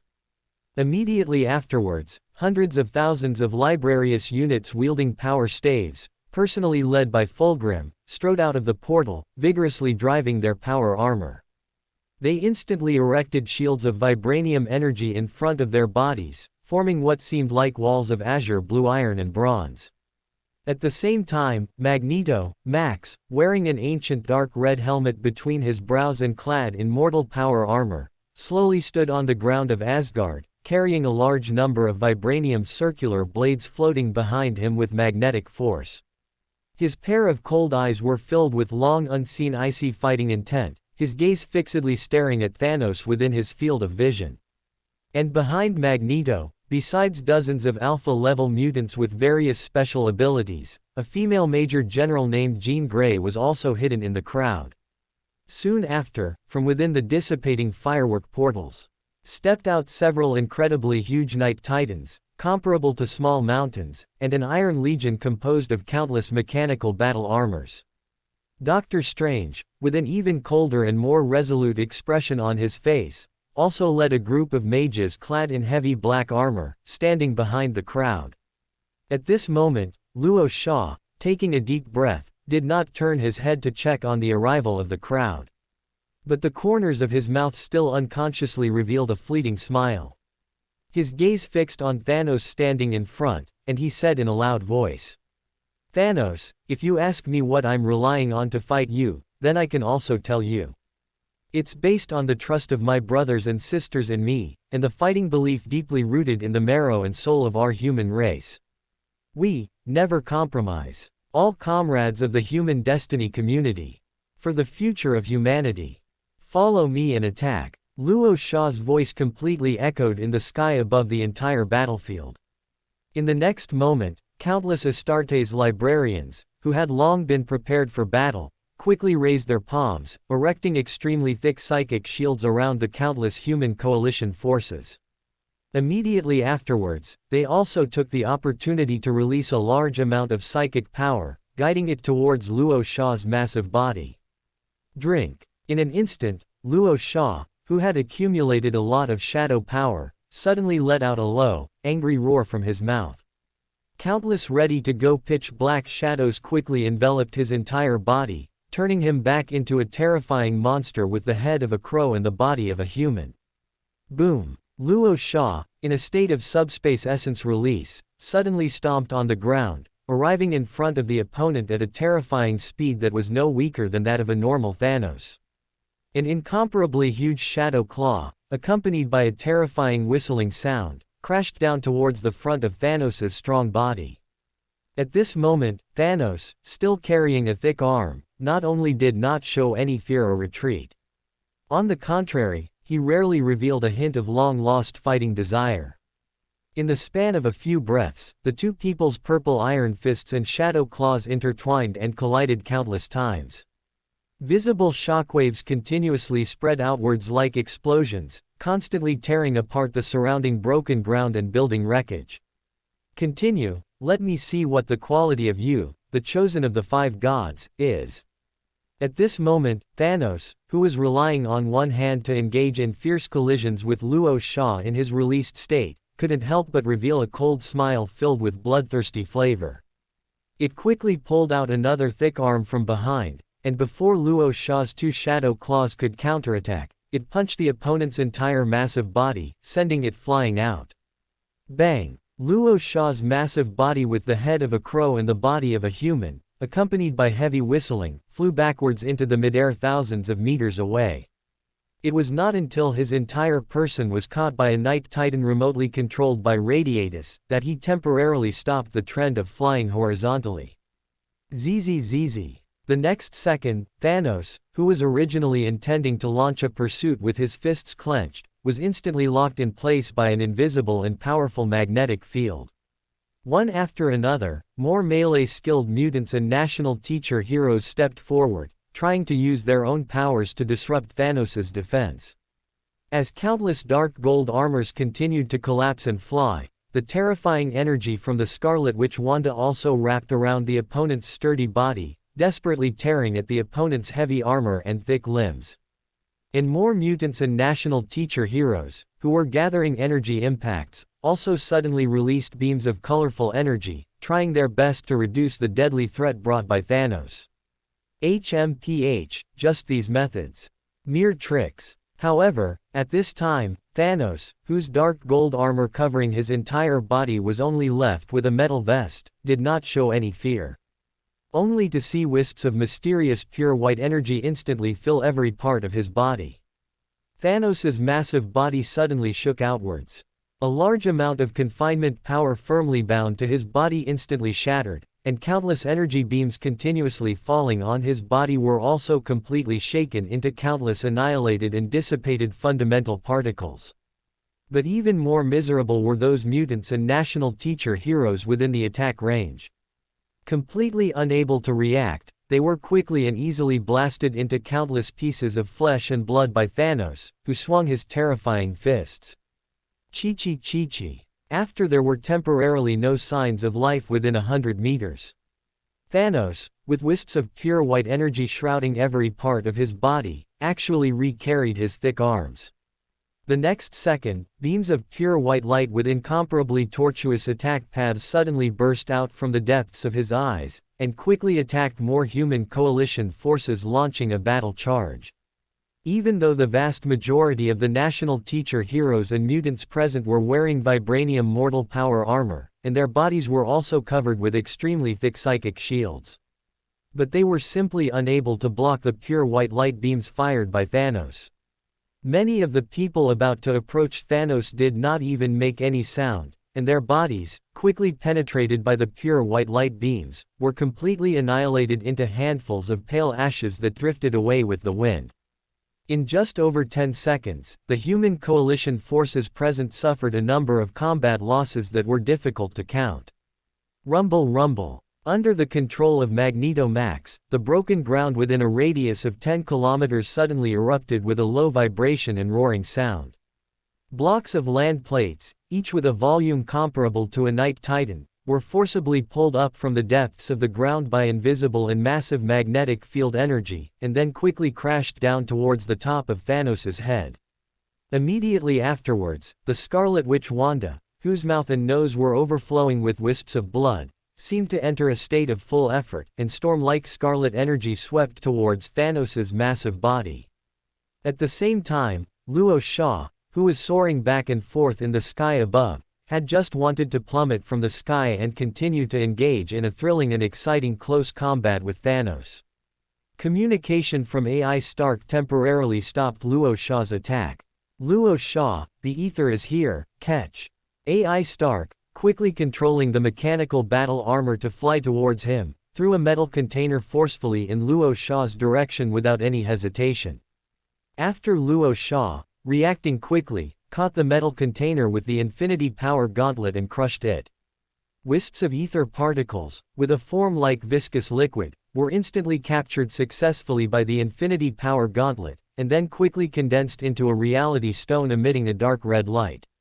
Immediately afterwards, a mixed brilliance formed by three terrifying energies, azure blue, bright yellow, and dark red, flashed from the depths of Luo Shah's pair of crow-headed eye sockets. Thank you for your support. For those powerful beings whose combat prowess far exceeds the norm of the battlefield and the imagination of mortals. The methods of combat between them have always been simple and swift. Either one side's controlled power gradually forms an overwhelming trend that is difficult to resist, achieving victory with a devastatingly powerful state. or the other side's power possesses an almost miraculous conceptual nature, preventing the enemy from even thinking of resisting much. Rumble. One after another, incredibly massive landmasses were torn apart by Thanos, whose immense body erupted with even more pure white energy. Countless huge pieces of rubble scattered everywhere, constantly crashing down onto the already crumbling Asgardian continent. In the next second, Thanos, vaguely sensing a trace of fatal threat, abruptly shattered the large amount of scarlet energy entwined around his body once again. His massive body instantly arrived near the Scarlet Witch, Wanda. A fleeting beam of pure white light suddenly burst forth from the depths of Thanos' eyes. Even Pietro, who was constantly paying attention to Wanda's situation, gritted his teeth and displayed a running speed far exceeding his past performances. He forcibly pulled her out of Thanos' attack range before the pure white beam could completely obliterate his sister's entire body. However, one of the Scarlet Witch Wanda's arms and half of her shoulder still disappeared. An unfortunate glancing blow from the pure white beam annihilated them into a few pale ashes. At the same time, Thanos, seemingly entering a battle state, once again moved his massive body. He launched an astonishing combat charge towards Magneto Max's direction with a terrifying speed that was difficult to capture with the naked eye. Buzzing. And Magneto Max, whose face already showed veins popping out, suddenly catapulted his entire body into the depths of the sky. Strands of invisible magnetic field power repeatedly rubbed and swirled in the surrounding air, quickly forming terrifying electromagnetic vortices that bombarded Thanos. At this moment, Thanos, with a subconscious grin on his lips, did not dodge in the slightest. He took turns swinging his purple iron fists, each stained with pure white energy. Forcibly smashing the terrifying electromagnetic vortices, each capable of melting countless substances, into nothing with a head-on, forceful stance. Chi. However, just as Thanos, whose desire for battle was rapidly increasing, planned to unleash a pure white beam from the depths of his eyes to temporarily end Magneto Max's fragile life. As a huge, azure blue portal suddenly appeared behind Thanos' massive body. Luo Sha, who had already completely increased his flight speed to its limit in midair, slammed into the back of Thanos' spine. Rumble. Thanos' massive body instantly flew horizontally towards the ground in front, smashing even more huge pieces of rubble. However, Luo Sha didn't even wait for the other party to completely react. The Infinity Gauntlet wrapped in countless dark shadow feathers suddenly rotated. As layers of dark red reality energy quickly spread out, the originally incomparably broken, hard ground and huge rocks actually seemed to gain vivid life, suddenly leaping and bounding back and forth, and firmly enveloping Thanos' entire body. Heimdall. At this moment, Luo Sha, who had suddenly activated the Mind Stone, suddenly let out a roar that resounded throughout Asgard. Immediately afterward, he quickly summoned another portal of incomparably massive scale above Thanos' head, whose limbs were frantically struggling. And on the other side of the portal, Heimdall, who had just inserted a giant greatsword into the Rainbow Bridge activation device, also suddenly raised his bronze-colored, ferocious face. By Odin, the King of Gods. Rainbow Bridge, full power activation. Rumble. In the next second, a multicolored energy beam, with a diameter of nearly 100 meters alone, completely gushed out from inside the portal and quickly submerged Thanos' massive body. The destructive power of this multicolored energy beam was so great. It even gradually penetrated deep into the ground of Asgard, and then forcibly pierced through the entire continental plate, directly reaching the icy void. Hung. At this moment, Luo Sha, whose appearance still maintained the crow-headed human form of liberation, landed heavily on the ground. He vigilantly stared at the constantly erupting multicolored energy beam, always paying attention to any movement regarding Thanos. Luo Sha didn't know what terrifying power Thanos, who didn't choose to collect the Infinity Stones, had obtained from the depths of the universe. But he believed that the other party would definitely not be so easily killed in battle on Asgard. Dong dong dong. At this moment, Thor, whose injuries had recovered quite a bit, also quickly arrived beside Luo Sha. He stared intently at the Rainbow Bridge's multicolored energy that was still erupting non-stop, and subconsciously asked Luo Sha. Brother, is he dead? The energy of the Rainbow Bridge at full power is something even a planet itself can't withstand.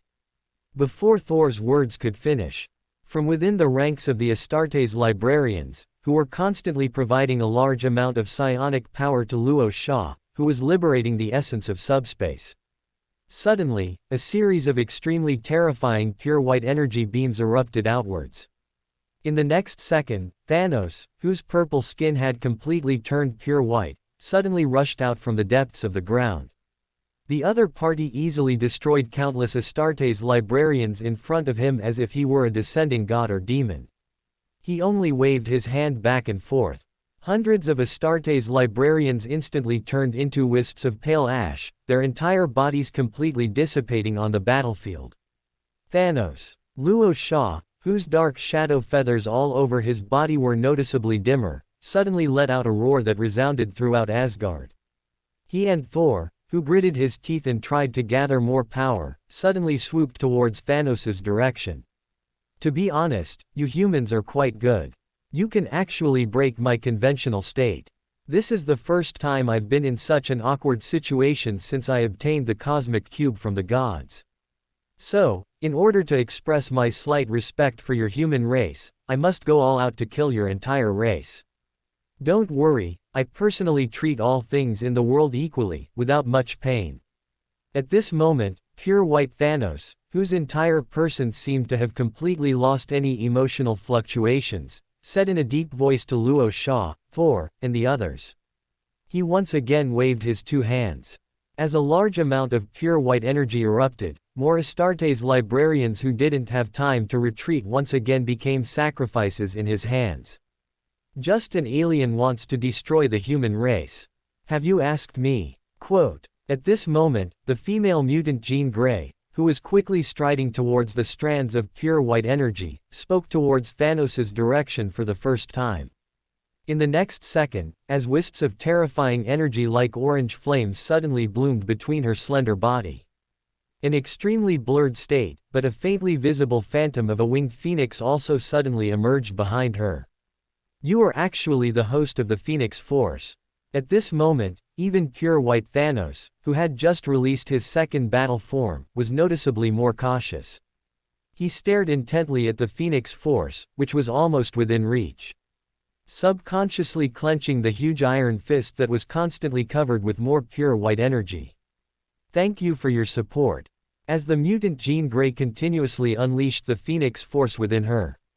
Apart from Luo Sha and Thor, who were currently performing a low-altitude dive, the other people on the battlefield did not slack off in the slightest. At this very moment, Doctor Strange, rapidly making countless complex gestures with his hands, instantly unleashed the form of X. This ancient and powerful magic allowed him to conjure illusory clones out of thin air, spreading them across the battlefield. The next second, many heavily armored mages, led by Wong, cooperated with Doctor Strange's numerous illusory clones. They swiftly wrapped crimson chains, rapidly condensed from magical energy, around Thanos' massive body, completely binding every one of his thick limbs. Rumble. Seizing this opportunity, Jean Grey, who had just completed a partial liberation of her power, immediately struck Thanos' head heavily with her fists, each imbued with terrifying Phoenix force. Facing such an astonishingly powerful attack, his massive body was forced to recoil backward. And even if Thanos, now in his second form, wanted to immediately swing his fists or kick to counterattack. However, the heavily armored mages, each spitting blood, and Doctor Strange, whose illusory clones were constantly dissipating, instantly tightened the countless crimson chains, desperately restricting Thanos' range of movement. Rumble. In an instant, a massive claw entanglement with pitch-black shadow and a heavy iron fist, gradually enveloped in strands of brilliant lightning, also landed heavily on Thanos' massive body. With the addition of Luo Sha and Thor, these two powerful combatants. This undoubtedly allowed Jean Grey, who was temporarily fighting alone, to draw out more long-dormant Phoenix force from within her body. inflicting some indelible destructive injuries on the second form of Thanos. In fact, the Phoenix Force truly lives up to its reputation as one of the most ancient and immortal powers in the homeworld. Even the not yet fully awakened Phoenix Force did not fall into a disadvantage against the pure white energy that Thanos continuously released from his massive body. Instead, it was able to occasionally penetrate the strong defense of the pure white energy and harm Thanos' true body. And as the battle time progressed, Thor, whose long-hidden thunder god power was gradually reawakening, also gradually grasped some tricks. Strands of even more terrifying and brilliant lightning continuously burst forth from his iron fists, violently striking Thanos' massive body.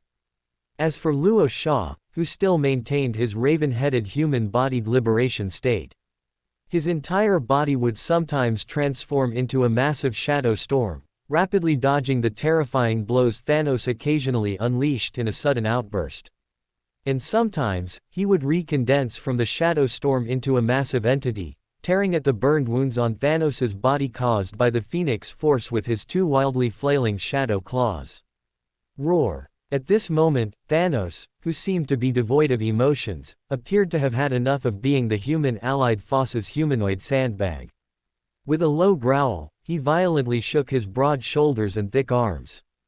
The crimson chains wrapped around his strong limbs instantly snapped, and the terrifying force rapidly transmitted back not only caused most of Doctor Strange's countless illusory clones to dissipate but also left many of the spellcasting heavily armored mages in a state of severe injury and near death. Sizzle, sizzle, sizzle. The next second, Thanos, with a somewhat grim expression, his eyes wide open.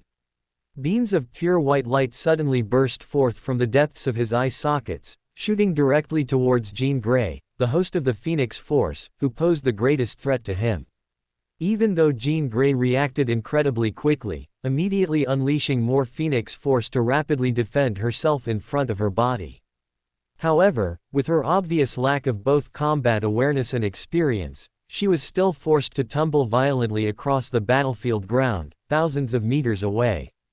At this moment, due to the temporary departure of the Phoenix Force host, who was the main attacker, this undoubtedly caused a sudden surge in the combat pressure on Rorschach and Thor, who were currently on the offensive.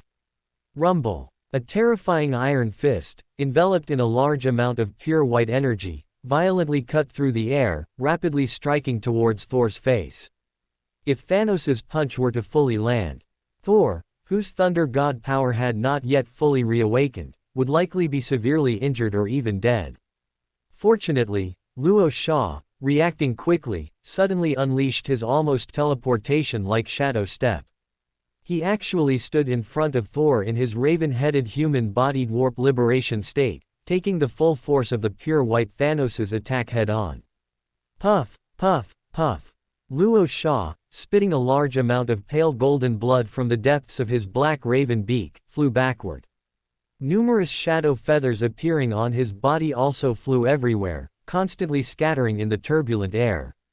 Rorschach. At this moment, Thor, filled with both shock and anger, couldn't help but let out an angry roar that echoed across the battlefield. Strands of incredibly brilliant and terrifying lightning seemed to burst forth from the depths of his eyes. His gradually rising combat aura temporarily caused the bewildered pure white Thanos to instinctively retreat a few steps. Clang, clang, clang. At the same time, with a phoenix cry that suddenly resounded throughout Asgard. A familiar figure, several meters tall and clad in purple gold power armor, was completely enveloped within a massive phoenix illusion, spreading its wings and soaring, rapidly launching a low-altitude dive with astonishing momentum towards Thanos. It turned out that just as Thanos, having broken free from his bonds, completely blasted away Jean Grey, the host of the Phoenix Force. Her landing point happened to be in the direction where the surviving Astartes librarians were located, and Fulgrim was also waiting there for an opportunity to attack. However, when the frowning Fulgrim wanted to step forward to check if Jean Grey, the host of the Phoenix Force, was injured. Buzz, buzz, buzz. The Phoenix Force, which had just awakened a bit within Jean Grey, clearly showed some unknown anomaly. And Jean Grey, having sensed something, fixed her emotionless, indifferent gaze upon Fulgrim's massive body. Why him? Did you choose the legendary Gene Seed Primarch? The next second, Jean Grey, with strands of phoenix force continuously emanating from her entire body, suddenly rose from the ground. She instantly flew in front of Fulgrim, gazing at him, his white hair dancing in the wind, and said in a deep voice, "The Phoenix Force wants to possess you. I think with your combat ability, you should be able to unleash an even more powerful Phoenix Force. Mortal hero, I do envy you being able to personally face this extraordinary and terrifying enemy, but I also swear never to let anything control my thoughts again." Fulgrim, his handsome expression growing increasingly indifferent, shook his head without hesitation and said, "Therefore, I refuse your unreasonable request. Haha, your blood brothers and Asgardian friends are fighting a difficult battle, and you cannot remain aloof."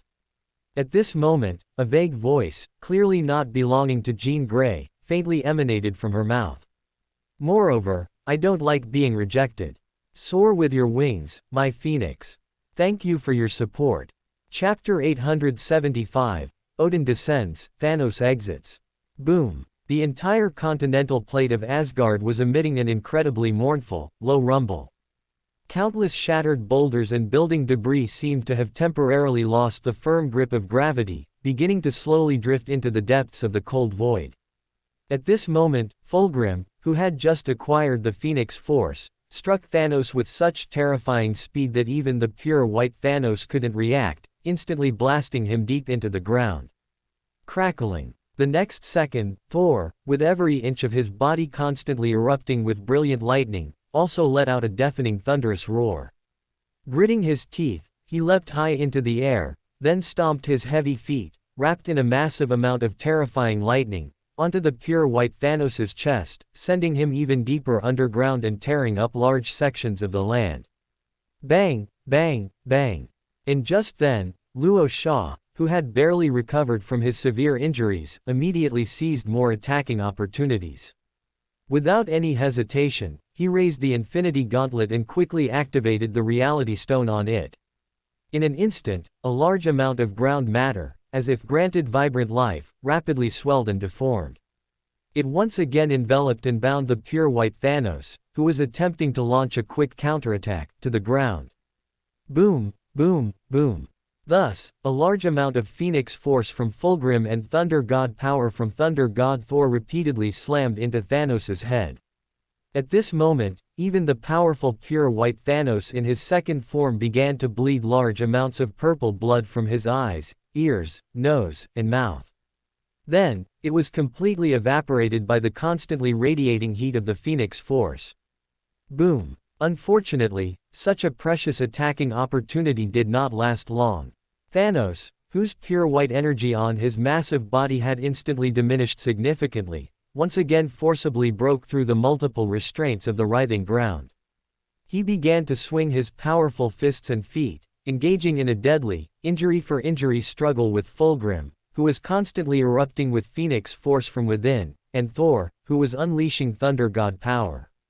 And when Luo Shah, who had regained his shadow power, quickly joined the chaotic warband in his warp-liberated state of a crow-headed human body. The four individuals, whose fists and feet, imbued with terrifying energy, continuously slammed into each other, surprisingly reached a rare stalemate in such a high-intensity battle. Whoosh, whoosh, whoosh. Just then, with a sudden brilliant golden light that traversed the entire Asgard continent, the pure white Thanos, whose purple face, now stripped of much pure white energy, had just taken Luo Shah's shadow claws and had his eyelids completely torn, suddenly twisted his massive body. The next second, an ancient divine spear, gleaming with a cold metallic luster, suddenly pierced through his left chest from behind. Ah! The pure white Thanos, now in a state of severe injury, let out a deep roar. He shook his thick arms outwards, rapidly releasing a large amount of sweeping pure white energy, completely sending Luo Shah and the others, who were attempting to launch a fierce attack, flying. God King Odin, do you think a mere inescapable divine spear can take my life? That's simply wishful thinking. The pure white Thanos, with large amounts of purple blood flowing down his massive body, gradually began to exude an even more terrifying and dangerous aura. One of his massive hands moved slightly. The inescapable divine spear, Gingnur, which had deeply penetrated his left chest, had already been forcibly pulled out by him. Buzz, buzz, buzz. And just as the gritting-toothed pure white Thanos was about to forcefully break the inescapable divine spear in his palm, the inescapable divine spear, Gingnur, which was constantly emitting a low hum, suddenly broke free from his massive hand. It then quickly fell into the hand of a one-armed old man wearing a tattered golden armor. He was the true lord of the heavenly palace, the god king of Asgard, Odin. Mad Titan, you come neither too early nor too late, but precisely when none of us can completely extricate ourselves. What exactly are you afraid of? At this moment, the one-eyed god King Odin gazed at the pure white Thanos standing not far away with an extremely cold expression. He rubbed his large hand, whose skin was very aged, back and forth on the inescapable divine spear. It seemed as if he would throw this powerful weapon, capable of killing Thanos, again in the next second. If it weren't for those good children and countless humans and Asgardians fighting you desperately, I'm sure you would have had your wish fulfilled, wouldn't you? But have you ever considered what crazy things I, who have nothing, and my ill-tempered old friend, would do to you? As God King Odin's words fell, Fulgrim, radiating phoenix force, Thor, with his body gleaming with thunder god power, and Luo Shah, with his shadow power constantly condensing, quickly advanced, completely surrounding the pure white Thanos. Father, your other arm. At this moment, Thor, whose eyes were constantly erupting with brilliant lightning, immediately noticed God King Odin's severed arm and subconsciously asked, "My good child, you should have thrown away that broken hammer long ago. You must remember, you are Thor, not some hammer god. My severed arm is a small matter, focus on the present." The squinting god King Odin carefully observed the current Thor and the crow-headed human-bodied Luo Shah. He didn't even miss Fulgrim, who had gained the phoenix force. Finally, he couldn't help but let out a low chuckle full of relief from deep within his throat. "Heh, you are very good, truly very good. God King Odin, do you think that with yourself and these little ones, you can easily keep me here?" At this moment, the pure white Thanos, whose terrifying wound caused by the inescapable divine spear was rapidly healing, subconsciously sneered. One of his massive hands lifted slightly upwards. A mysterious cube, emitting even more pure white energy, was suspended above his palm.